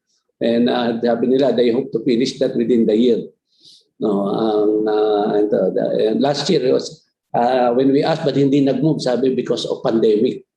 No, but because of that, siguro medyo They are now working double time to finish that road testing. And last question nila is, how does it benefit our farmers? And that, of course, aside, ito maganda pong input ito, no? Magandang input itong discussion natin ngayon because initially they are not satisfied with just simply saying, bibiling kasi ng, of course, with the added percentage, that will increase demand for by 150%. Diba? Yung kung 2%, magiging 5%. Therefore, ang increase ng demand mo will be another 150, another 3%. You know? 3%, so that's 150% in the current demand. So kung sa ngayon ay 240 million liters or 250 million liters, therefore kakailanganin ng mga 600 million liters. That's a big demand for domestic demand, standard or ibig sabihin, stabilized demand at the domestic level. No, but sabi nila, aside from that, kasi parang sinasabi, baka mamaya ang kikita, yung pinakita ko sa inyong chart kanina, na baka mamaya ang kumikita, traders kumikita, tapos ang mura pa rin ang pagbili sa farmers noong not. So ito yung ina-address, maganda po yung discussion ngayon, which will become added inputs, no? Na sinasabi nga natin, the partnership between farmers and the business sector now is really important, no? Transparency, trust, no? Yung sinasabi nga kanina, yung mga keyword na binabanggit natin kanina, trust and commitment of both parties is important because it is good for it is critical to our business.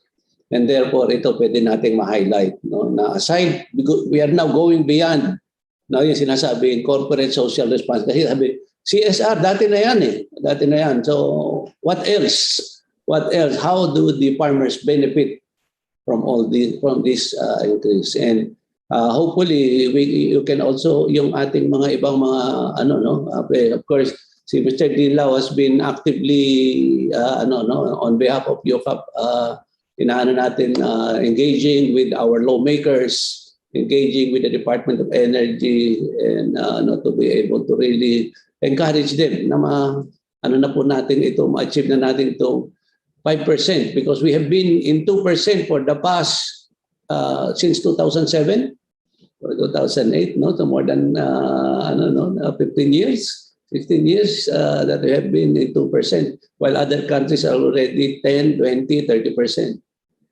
Maraming po salamat. Thank you, sir. It's a good way of restarting the conversation again on increasing the biofuels blend here in the Philippines. Your take, Mr. Dinlao, may we hear from the private sector's side. This is going to be beneficial to coconut farmers. I think we have to emphasize that. Mr. Lau, please. To add to Administrator Madrigal's clarifications and announcements, no, the biodiesel program is quite a multi-sectoral, multi-beneficiary makikinabang dito. Unfortunately, sometimes the lawmakers, members of the NBB or National Biofuels Board, medyo filtered po yung kanilang paningin. Hindi po nila nakikita yung kabuuan ng benefit ng 5% or B5. Quite often they see, for example, the effect on the pump price only. They don't see the inclusive benefits that cascades to many parts of society. And making decisions based on incomplete data or incomplete points of view, mahirap po gawin. Our job then as advocates of B5 is to let them see the whole picture and how the Philippines will progress with such a mandate. Okay, thank you, sir. Moving on, we now call on Mr. Vicente Naque. He's raising his hand to ask some questions, after which we will call on Dr. Emil Javier again for his commentaries. Thank you very much. Mr. Naki, please. Thank you very much po, sir, for having this opportunity. Actually po, mula noon pa, bata pa ako, tuwang-tuwa ang papa ko pag nakatanggap ng Coco Feed t-shirt.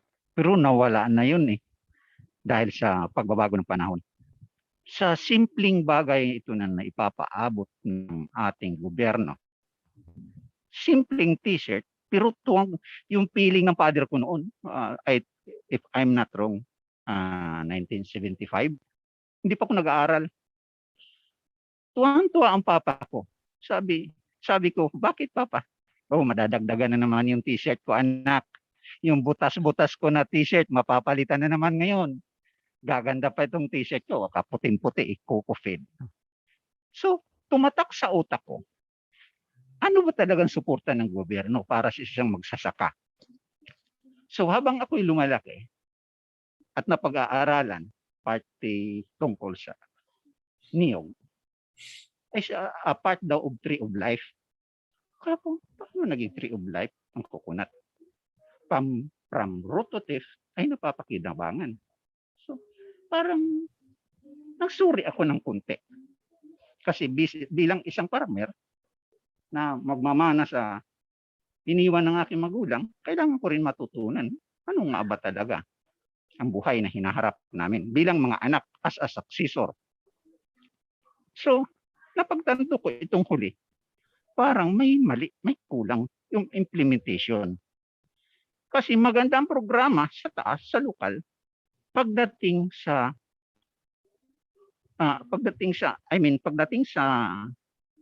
taas, pagdating sa lokal, medyo may pagkakaiba ng implementation. Naobserbahan ko, habang nagiging updated ako ngayon sa mga webinar, sa DA, sa PCA, pagdating sa local, ang sasagot, sir, hindi pa kami nag-adapt niyan. Ibig sabihin, hindi sila updated. So, paano natin ngayon ipa-implement ang magandang service yun ng isang gobyerno kung pagdating sa local, lack sila of understanding at not fully oriented. So, paano yung partnership natin ng business to simple farmers na unang-una nga, ang mismong farmers, lack of understanding dahil ang alam lang nila, magsaka. So, napakaalaga po na talagang kailangan din siguro may pagbabago doon sa baba. Kasi sila po yung front desk o sila yung haharap doon sa mga magsasaka. Kasi kung wala yun, useless yung magiging communication. Wala yung tinatawag natin na partnership. Kasi hindi nila makukumply yung sistema ng gobyerno na para iparating doon sa simpleng magsasaka. Ay ang isang simpleng magsasaka, puro tango lang yan kung anong sasabihin sa iyo. Kasi lack of understanding sila. Mas marami talaga ang hindi nakapagtapos. So yun po yung concern ko. Na pagdating sa baba po, napakahalaga na maging updated sila sa implementation. Maraming salamat po. Ay po sasagutin ng ating ginoong administrator. Marami na pong pagbabago at marami pa pong pagbabago ang mangyayari sa mga darating na panahon. Administrator, please.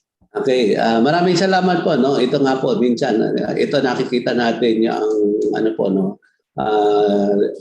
minsan sabi nga, lessons have to be learned the hard way. No, katulad din po yan doon sa ako po galing sa military, no, na pag nababanggit yung sinasabing whole of government and whole of nation approach, no, nung unang ginagawa po yan, ako mismo yung nakapag-comment niyan during yung sa task force whole of nation initiative. Sabi ko, sir, nag-uusap tayo dito pero walang laman itong gitna, walang laman sa ilalim. Maganda dapat ito, kumpleto tayo ng structure mula sa itaas hanggang sa ibaba. So kaya nga po ito ang ginagawa natin ngayon, even in the crafting nitong ating development plan. Importante kasi may of course may mga hinaing ating iba't ibang sektor. Kaya ang gusto natin, the plan should be well discussed doon po sa ibaba. At dito, sabi nga, importante po yung participation ng mga magsasaka because all the recommendations pass through the established process tulad ng Development Council from the local levels. At ito rin po ang isang ginagawa natin ngayon na dapat nakikita yung may mga ibang mga polisiya na binigay na in the past which have not really been implemented. An example of which is ang isa pong ehemplo nito, yung issuance ng Department of Interior and Local Government for the creation of local coconut farmers council at the local level. Na may polisiya pero maaring hindi aktibo o hindi nabubuo sa sa iba't ibang munisipyo. But we have seen na kung saan yung mga lugar na ito ay binuo at ito ay aktibong gumagalaw, mas maganda ang nagiging relasyon ng stakeholders, hindi lamang ng business sector at ng magsasaka, but the other stakeholders like of course the local government unit and the other partner agencies and yung ating civil society are all involved and informed of what is going on in the industry. Maganda sana buuin po ulit ito, Sana ito inaano namin, we have been encouraging this especially doon sa regular stakeholder forum na mga ina-attendan ko sa probinsya, sa regions, especially nitong recent celebration. Last year, we conducted a nationwide, lahat ng regions ina-attendan natin. And kung may mga provincial forum, ina-attendan din namin. Ganun din ang ginawa natin ngayong taon. And ito po yung sinasabi namin. Mas transparent tayo, mas nagkakausap tayo, mas magiging maganda po ang ating palalabasan ng ating relasyon. Salamat po. Salamat, Ginoong Administrator. Ngayon naman ay talikdan naman natin ang mga katanungan ni Dr. Emil Javier. Dr. Javier, please. Magandang tanghali. Narinig niyo ako? Apo, sir. Yes, sir. Hindi tanong ito. Meron lang akong mga additional comments. Hindi ako nagtatanong. Unang-una, I thought I spent the morning well. Ang galing ng mga napili mong speaker, admin, at saka mga panelist. Magagaling sila. Pati na yung reactor. So I really enjoyed listening. Now, I'll start from the last one, yung reactor, si Dr. Velasco. Kasi niliwanag niya na in the medium to the long term, we really want to become competitive. We produce productive, competitive, and promote welfare of our farmers and workers. We really have to think in terms of yung mga clustering concept na sinabi ni Dr. Velasco, yung hubs, corridors, and so on. Some of them we can do now, but most of them would require some time and maybe require some legislation. Pero yan, dapat nasa agenda natin in the medium to the long term. Pero balik ako doon sa ating meat of our session. And I go back to the most important lesson I picked up. I'm going to cite yung last comment ni June Lau, beyond transactional relationship as the appropriate relationship between the farmers themselves and the producer, processors and industry, beyond transactional relationship. But I'm sure, and as explained by Jun Lau, that goes beyond the traditional corporate social responsibility, which is strictly philanthropic. And wala namang masama doon, we are all Christians, and we should be doing that. But as explained by Jun Lau, yung beyond transactional relationships will build on CSR but goes beyond that. At yun naman ay maliwanag na ipinaliwanag ng Primex, Cargill, Cardinal at Amparitas. So kung tutuusin natin, there are 5 modalities of private sector and farmer relationship. Panguna ay yung strict CSR, philanthropy, na hindi naman masama, maganda yan. But there are 4 other ways of relating, which I consider CSR as enlightened corporate relationship, because it not only benefits the beneficiary, but it also redounds to the benefit of the industry and the processor. So isipan natin, 5 talaga yung na-describe ng ating mga 4 na panelists, including Jun Lau. Unang-una yung traditional CSR. Ang pangalawa, yung maraming ginawa talaga sila, ay yung enhancing productivity in the farm, introducing technology, hybrids, fertilization, crop protection, intercropping, yung ginagawa including extension and demonstration ni Mr. Amparitas, ni Engineer Amparitas. So yun yung una, enhancing productivity in the farm. Of course, hindi masyadong pinaliwanag, although na-mention, iba yung approach kung ang business mo ay conventional products, pero yung organic. Kasi sa coconut, malaking opportunity sa organic. So, mababago yun depending anong business model ng mga farmer. So, yun ang pangalawa. Yung pangatlo ay yung premium buying of nuts and copra. That is the most appreciated gesture kasi maliwanag ang benefit sa coconut farmer. Pero walang benepisyo ang coconut worker, yung farmer. Pero maliwanag yun. If you are buying at 10 to 15% premium, sinong hindi matutuwa nun? And I think from the point of view of the farmers, I think that gesture is readily appreciated because the impact is immediate. Yung pangatlong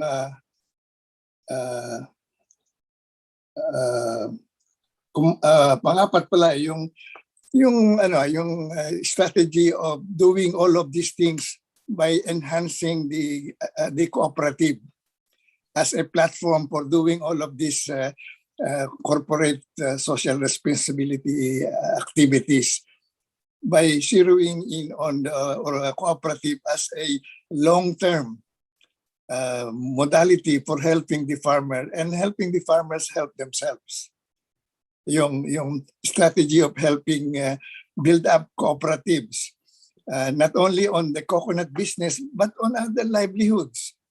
Marami namang magagaling na ma-retire yung company na yan who could become business coaches of the cooperative to lead them into businesses, into processing other products and so forth and so on. And finally, ayun ang comment ni Ben Pexon earlier. Ayun yung pinag-uusapan namin sa camp. Yung mga na-mention iba ay yung restructuring of organization and doing all kinds of things.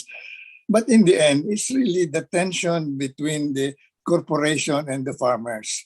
Because in agriculture, ang malaki ang kita, yung primary production ko konti ang kita is in the rest of the value chain. So the idea is in the long term, we may have to have a financial restructuring. Yung ideal na ang mga farmers themselves are minority owners or shareholders of the processing plant. So in other words, the farmers will realize na ang future ng corporation na yon ay future din niya. Kasi he will get a share of whatever income margins that the corporations make, kasali siya doon. That's an ideal. And some owners might not mind it, but others would not, but and so on. But there's an easy way to do that. Meron tayong premium buying. So maybe dagdag na the premium buying a certain amount that will allow the farmer supplier a equity or share. So over time, a farmer who keeps on selling coconut or copra to the corporation will earn shares. So in the end, he is a minority shareholder. Pero yan, that would mean for long-term industrial and political peace in the countryside. Because now the fate of the processors and the fate of the farmers are intimately linked kasi owner din sila. But anyway, that would require a long-term discussion and maybe some enlightenment on the part of the owners themselves that maybe in the long run, that's the best way for everybody. If the farmers themselves are co-owners, minority co-owners of that, of the processing plant. But anyway, admin, this morning was a very, very successful one and I congratulate you. Ang gagaling ng mga speakers mo. And I hope, and finally pala, admin, naghahanap tayo ng anong gagawin natin. Ay, nandyan na pala yung sila eh. Tulungan na lang natin yung mga private initiative na yan to help them broaden their reach and make them more financially successful. Right away, marami na tayong magagawa. I'm sure marami pa yan na hindi natin naimbitahan. Yung mga private initiative na yan, yun ang atin ang supportin agad kasi nandyan na sila. Help them to broaden their reach, include more farmers, involve more areas, and then make them more profitable. Thank you. Magandang tanghali sa ating lahat. Salamat po ng marami, Administrator, sir. Yes, sir. Salamat po. Salamat po, sir. Actually, ito nga po, habang kanina, even yung habang nagsasalita si Mr. Jun Lau, or I mean, after siya magsalita, I called him up. And I also, alam naman po natin sa ngayon, pinaayos natin yung Coconut Farmers and Industry Development Plan. At saka yung natin, no? I asked din na sabi ko, mamaya I'll be talking to them also, no, to finally ma-integrate itong mga output nitong ating webinars, no, especially ito nga yung hinahanap natin ang solusyon to better create a more sustainable and sabi nga lasting relationship among stakeholders, especially our farmers and the and the business sector. So kasama po ito, sir, ipapasok natin doon sa ng development plan. Salamat po. Salamat po, Ginoong Administrator. Gusto rin nating marinig ang pananaw ni Ginoong Dinlao ukol sa mga nabanggit ni Dr. Javier, yung nabanggit niyo maganda po. At I wanted to just add to it. There are three private sector companies who are very progressive. They are very progressive and they have made it their core business to base it on coconuts. The three companies po are si Axelum, si Century Pacific, at ang DNL po. And I don't know if you can see the commonality between the three companies. The three companies po are all publicly listed on the Philippine Stock Exchange. So if there is a farmer or let's say a cooperative who would buy any of their shares, no? They are in a way owners of these successful companies. Isa pong paraan for the farmers to be part of the success. And of course, these companies are very well documented ang kanilang financials. Pwede pong pag-aralan ang bawat aspeto ng kanilang operation kasi these are public documents. Pwede pong aralin ng mga investors, farmer investors po ang pwede natin itawag sa kanila. And they will have a direct, they will be a direct beneficiary based on the success of these companies. Salamat po, sir. I think our reactor has also reported as much regarding a model wherein the farmers can really be made part of the company as owners, beneficiaries as well. Dr. Velasco, please. The last part of your report, I think you were reporting something about a model that may be instituted, maybe not in the short term, but something that we will look forward to. Nakamute po kayo, sir. Sorry. As I've said, there are many ways of doing the investment of farmers with a company. Really, depende yan sa pag-uusap. No? Some private sectors are more accommodating. Some farmers are more risk takers. Some are more conservative. So really, it's something that can be worked out. One idea probably, with the assistance provided by government to farmers and to the private sectors, directly or indirectly, this can be converted into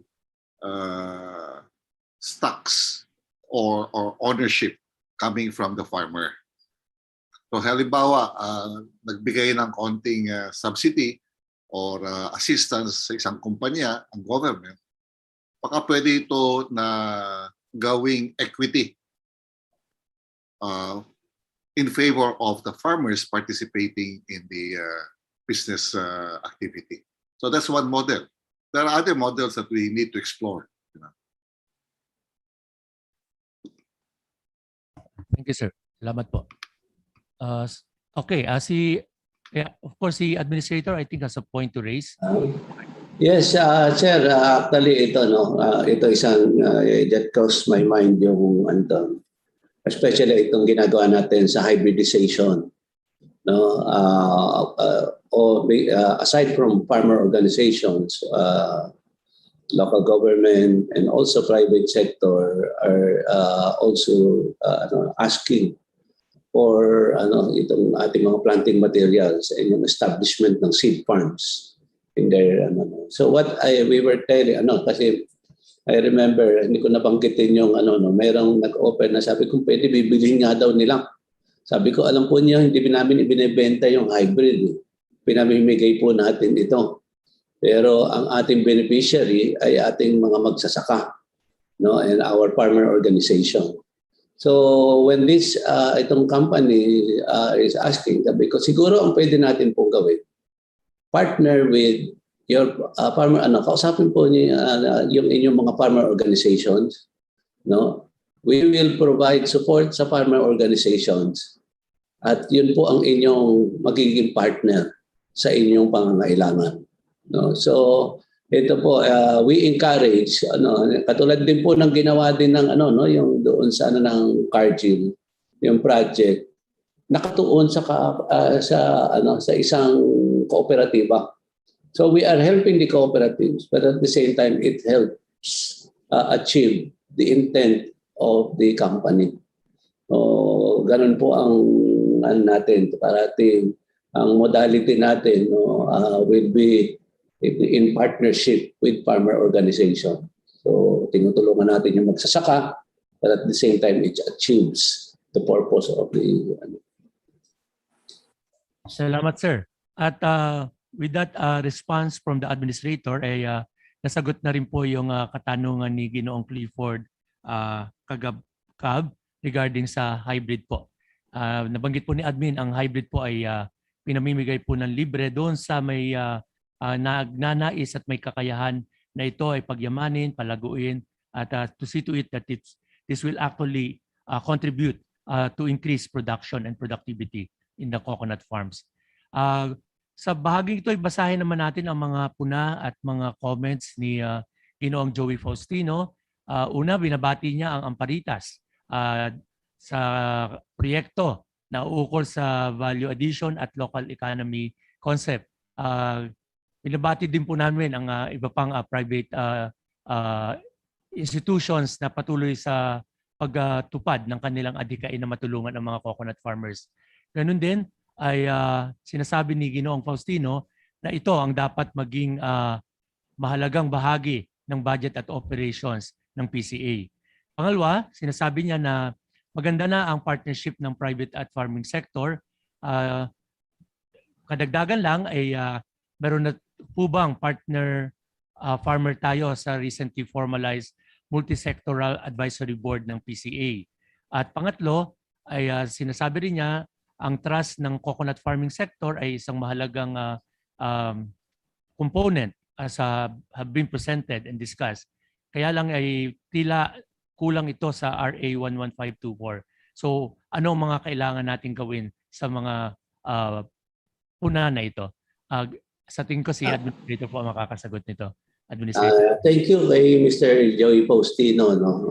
Una sa lahat, no, itong hindi lahat po itong mga pinag-uusapan natin ngayon are being considered lalong-lalo na po sa implementation ng Republic Act 11524. With all due respect, ang naman natin dito, sabi ko nga, lahat po na ang programa sa 11524 ay nakatuon sa pagpapalakas ng kakayanan o competitiveness ng ating mga magsasaka. No, at hoping na sabi nga yung trust na binabanggit ay ito po maipakita with a greater participation, with greater transparency and greater involvement of various sectors. Hindi lamang sa PCA, kundi nakasama na ang lalong-lalo na ang mga local stakeholders. Now yung pong sa farmer partner, sa farmer member sa Multi-Sector Advisory Board, naging usapan po natin na instead na mamimili kami ng arbitrarily, meron naman po tayong magiging ongoing na itong nomination process for the farmer representative in the PCA board. Ang usapan po namin, yung hindi po mapipili doon ay among the top contenders doon, yun naman po ang kukunin namin na magiging farmer member ng Multi-Sector Advisory Board. Para meron din kaming basihan ng pagpili ng kung sino yung of course with the approval of our chairman ng Multi-Sector Advisory Board at ng members of the board led by Dr. Emil Javier. Para hindi po arbitrary yung pagpili, kundi a result of selection process also. Salamat po, sir. Dagdag katanungan pa kay Chris Lito Salvador. Nais niyang malaman ang update ng National Coconut Farmers Registry System sa Quezon Province. Ito po ay tuloy-tuloy nating sinasagawa at halos po makukumpleto na natin. So makikipag-ugnayan po kami sa inyo na ukol sa bagay na ito. Kung kayo po ay may papalathala na kung sino-sino na yung mga rehistrado ay yan po isasagawa namin sa malapitang panahon. At ganun din ay gusto rin malaman po ng ating nagtatanong ang resulta po ng mga scientific study on virgin coconut oil. Ito po ay sinasagawa ng Department of Science and Technology at ang DOH upang mapakita po at naipakita na ang napagpatibay na ang BCO ay nakakatulong para mapababa ang epekto ng COVID-19. Si Administrator po ay may elaboration. Tungkol dun sa BCO clinical testing, sabi ko nga natapos na po yung isang yung community-based study. May ongoing pa po tayo yung doon mismo sa UPPGH. Ito na po yung mga symptomatic na yung kasi sa community-based po yung mild and asymptomatic asymptomatic cases. Dito naman sa UPPGH yung po talaga nagkaroon ng na hospital. Now, ang sabi po ni Dr. Dairit, although maganda ang resulta nito, yung na it approves na patunayan po na prevent yung paglala ng kaso doon sa mga asymptomatic na mas maaga siyang nawala yung ng traces ng COVID doon sa ating mga naging pasyente. Pero binabanggit din po ni Dr. Dairit, kumbaga hindi pa po masabi na Ang BCO ay ay gamot, kundi katulad po ng mga nakikita ninyo, sabi nga food supplement ang isang ngayon sabi paano ito makaklasify. We need further studies, hindi lamang po locally. In fact, this has been discussed. We discussed this with the international coconut community, and we have encouraged other countries to undertake similar o kaya mga studies to further boost our claim. No, and sabi nga kumbaga daw po sa ay may mga ibang pang hakbangin na kakailanganin hanggang para maipatunayan na makikita kasi ang sinabi kung bumaba, bakit? Anong chemical composition led, ano yung chemical reaction that led to that process. So kailangan pa po maging mas masusi yung pag-aaral na ginagawa pa rin sa ngayon ng department led by the Department of Science and Technology. Salamat, sir. Mga katanungan, again, ni Ms. Marilyn de la Cruz, para naman sa Primex. Papaano ang ating mga magsasaka na kabilang sa Primex CSR? Pwede ba silang member ng other coconut cooperative? At doon naman sa mga kabahagi ng Primex CSR, tanging ang copra harvest ba nila ay sa Primex lamang nila ilalagak because of the mutual agreement. So ano rin na rin yan, may relasyon na rin yan sa susunod na tanong na ano ang mga main considerations ng private sector to partner with the coconut farmers. Yes sir, from Primex please. Yes po, good afternoon po ulit.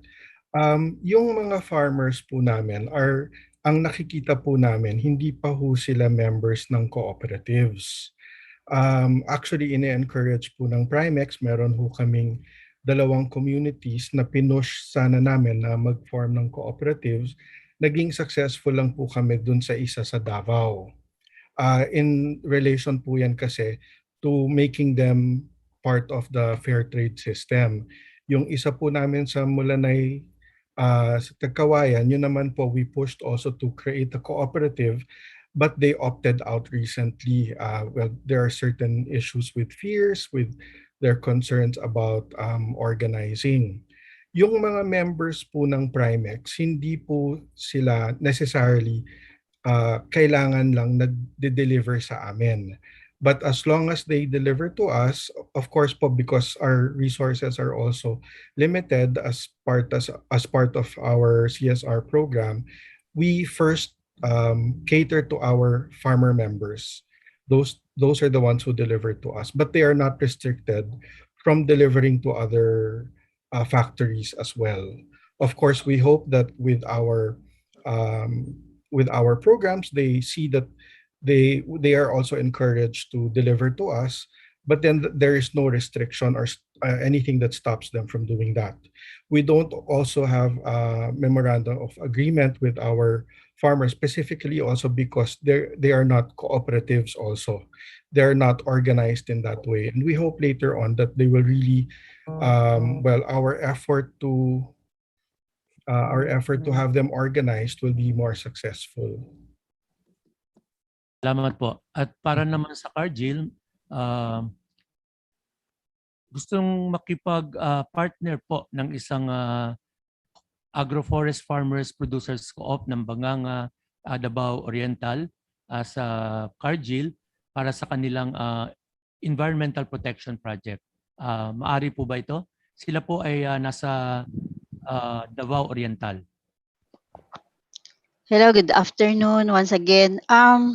Regarding sa program namin kasi, what we have currently now is anchored with our Rainforest Alliance certification. So it contains certified farmers under this project. And besides, we are currently operating in our backyard origination like in Region 12, kung saan nandito po yung footprint ng Cargill. In the Davao region, meron po kaming presence but it's only a buying station. So although we are really targeting to really partner with especially with the smallholders, on environmental protection because we believe that it's the right time to really uh, take care of our environment because of the risks that are entailing. Um, Wala po kaming manpower ngayon in terms of mobilizing sa Davao Region kasi buying station lang po kami, but of course in as much as we want to really give efforts, we want to, but itong pandemic isa rin pong nagiging ano namin, nagiging restriction din po sa amin to mobilize our people and also in expanding our program. So for the meantime, we are just operating in our region. Salamat po. Siguro mga dalawang tanong na lang dahil mag-aalauna na po at marami pa naman tayong pagkakataon na talagang pagyamanin itong napakamahalagang usaping ito. Mula po kay Maggie Mongge at sa iba pa rin, napakadaming interest po ngayon sa hybrids, sa hybridization program. So tinatanong po niya kung paano po sila makakalahok sa programa kahit sila ay nasa Bicol, Baguiuhin. Ang aming pong payo ay makipag-ugnayan kayo sa aming provincial at regional offices yan sa bahagi po ng Bicol Region para po makapagbigay sila ng technical advice kung saan ito maaring itanim, ano po ang mga panuntunan para kayo ay maging partner namin sa programang ito, hybridization program. Sir Admin? Kung hindi man sa atin, no, yung sa mga local agricultural offices who can get in touch with us also. Salamat po, sir. Isang puna pa ay suggestion ay ang creation ng Coconut Industry Council ng mga farmers. Sana po ito ay pagtibayin ng mga LGU o kaya ng ating local na pamahalaan. May ano po ito, no? Merong mismong direktiba ang Department of Interior and Local Governments. But sabi ko nga kanina, unfortunately, mukhang hindi nabibigyan ng pansin ng ibang lokal na pamahalaan. Kaya ito po ang isa sa mga major mga topics na ipinupush sa mga forum na pinupuntahan namin locally. Salamat po, sir. So I think at this point, we have to conclude the discussions, the very lively, the very informative discussions that we've had. In fact, this is the longest discussion in the last 3 days.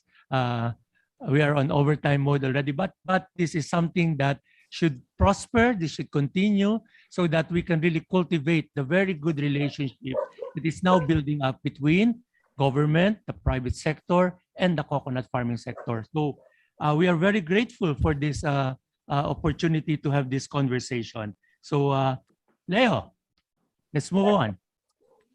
Thank you po. Thank you po once again. Nice to wrap up our discussion, Sir Roel Rosales, our Deputy Administrator here at PCA.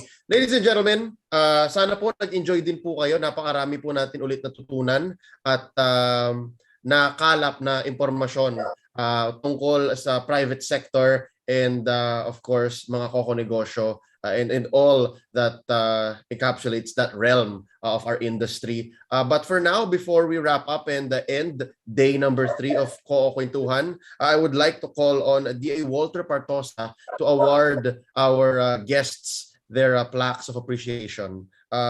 Sir Walter. Thank you, Dan. First, let me read the citation for appreciation of our participants.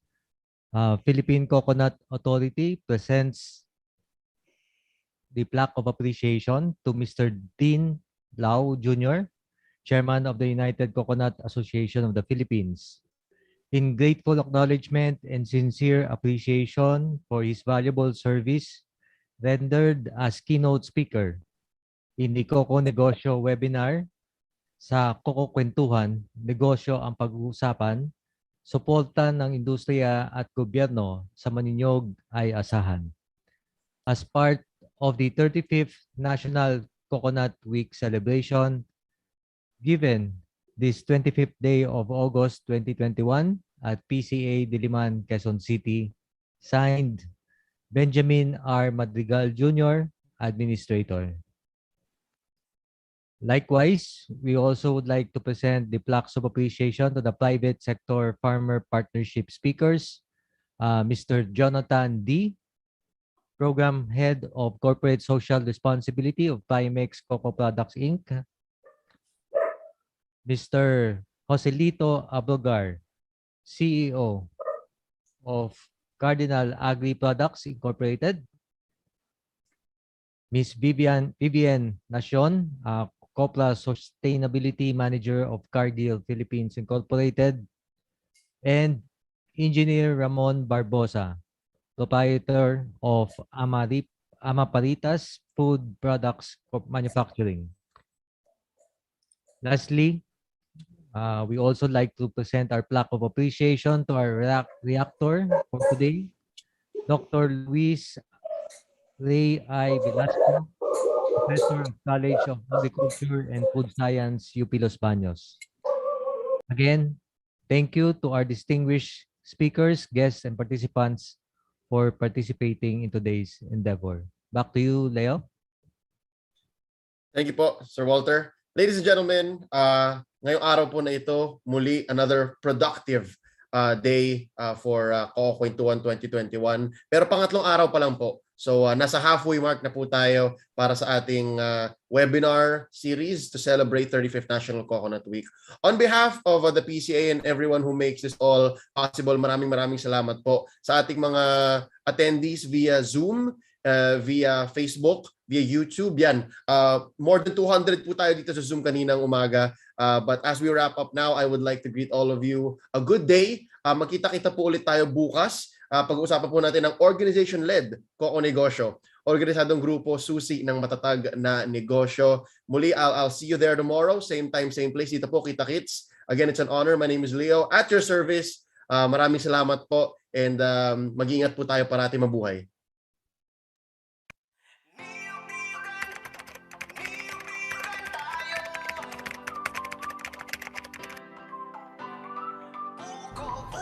Welcome to the 35th National Coconut Week.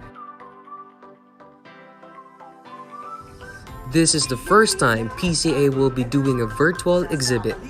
The objectives of this activity are to establish awareness of the importance of the coconut industry, to promote coconut products and byproducts and their benefits, and to encourage investments. We have 18 private companies producing various coconut products, participating on this virtual trade fair, and 2 government agencies. By using the mouse over and clicking the eye icon, our potential buyers will be able to see company information with contact details, address, and their product line. By simply clicking icon button of the company, you will go directly to their booth. This is the Philippine Coconut Authority booth. All marketing collaterals like company banner,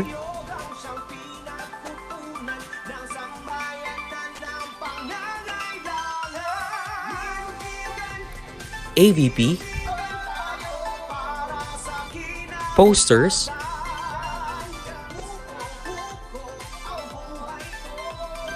and brochures. Contact information can also be found in the booth and the chat box for inquiries.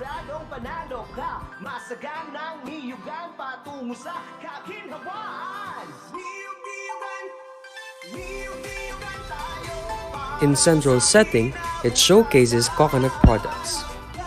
All furniture are all made of coconut wood. The directory can also be found here.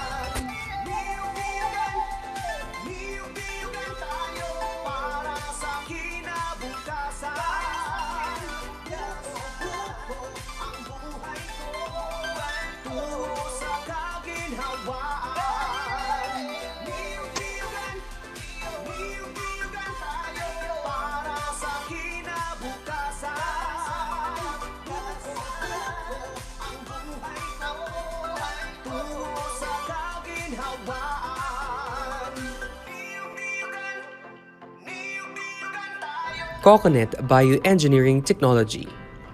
The technology refers to the use of coconut materials to stabilize slopes and minimize soil erosion by placing materials in sloping land and embankments. These materials hold vulnerable soil and permit vegetation to control soil surface erosion and conserve the productivity of the soil. Pilipinas, halika na. Nasa paligid lamang ang iyong hinahanap. Huwag mag-alinlangan, huwag ng mga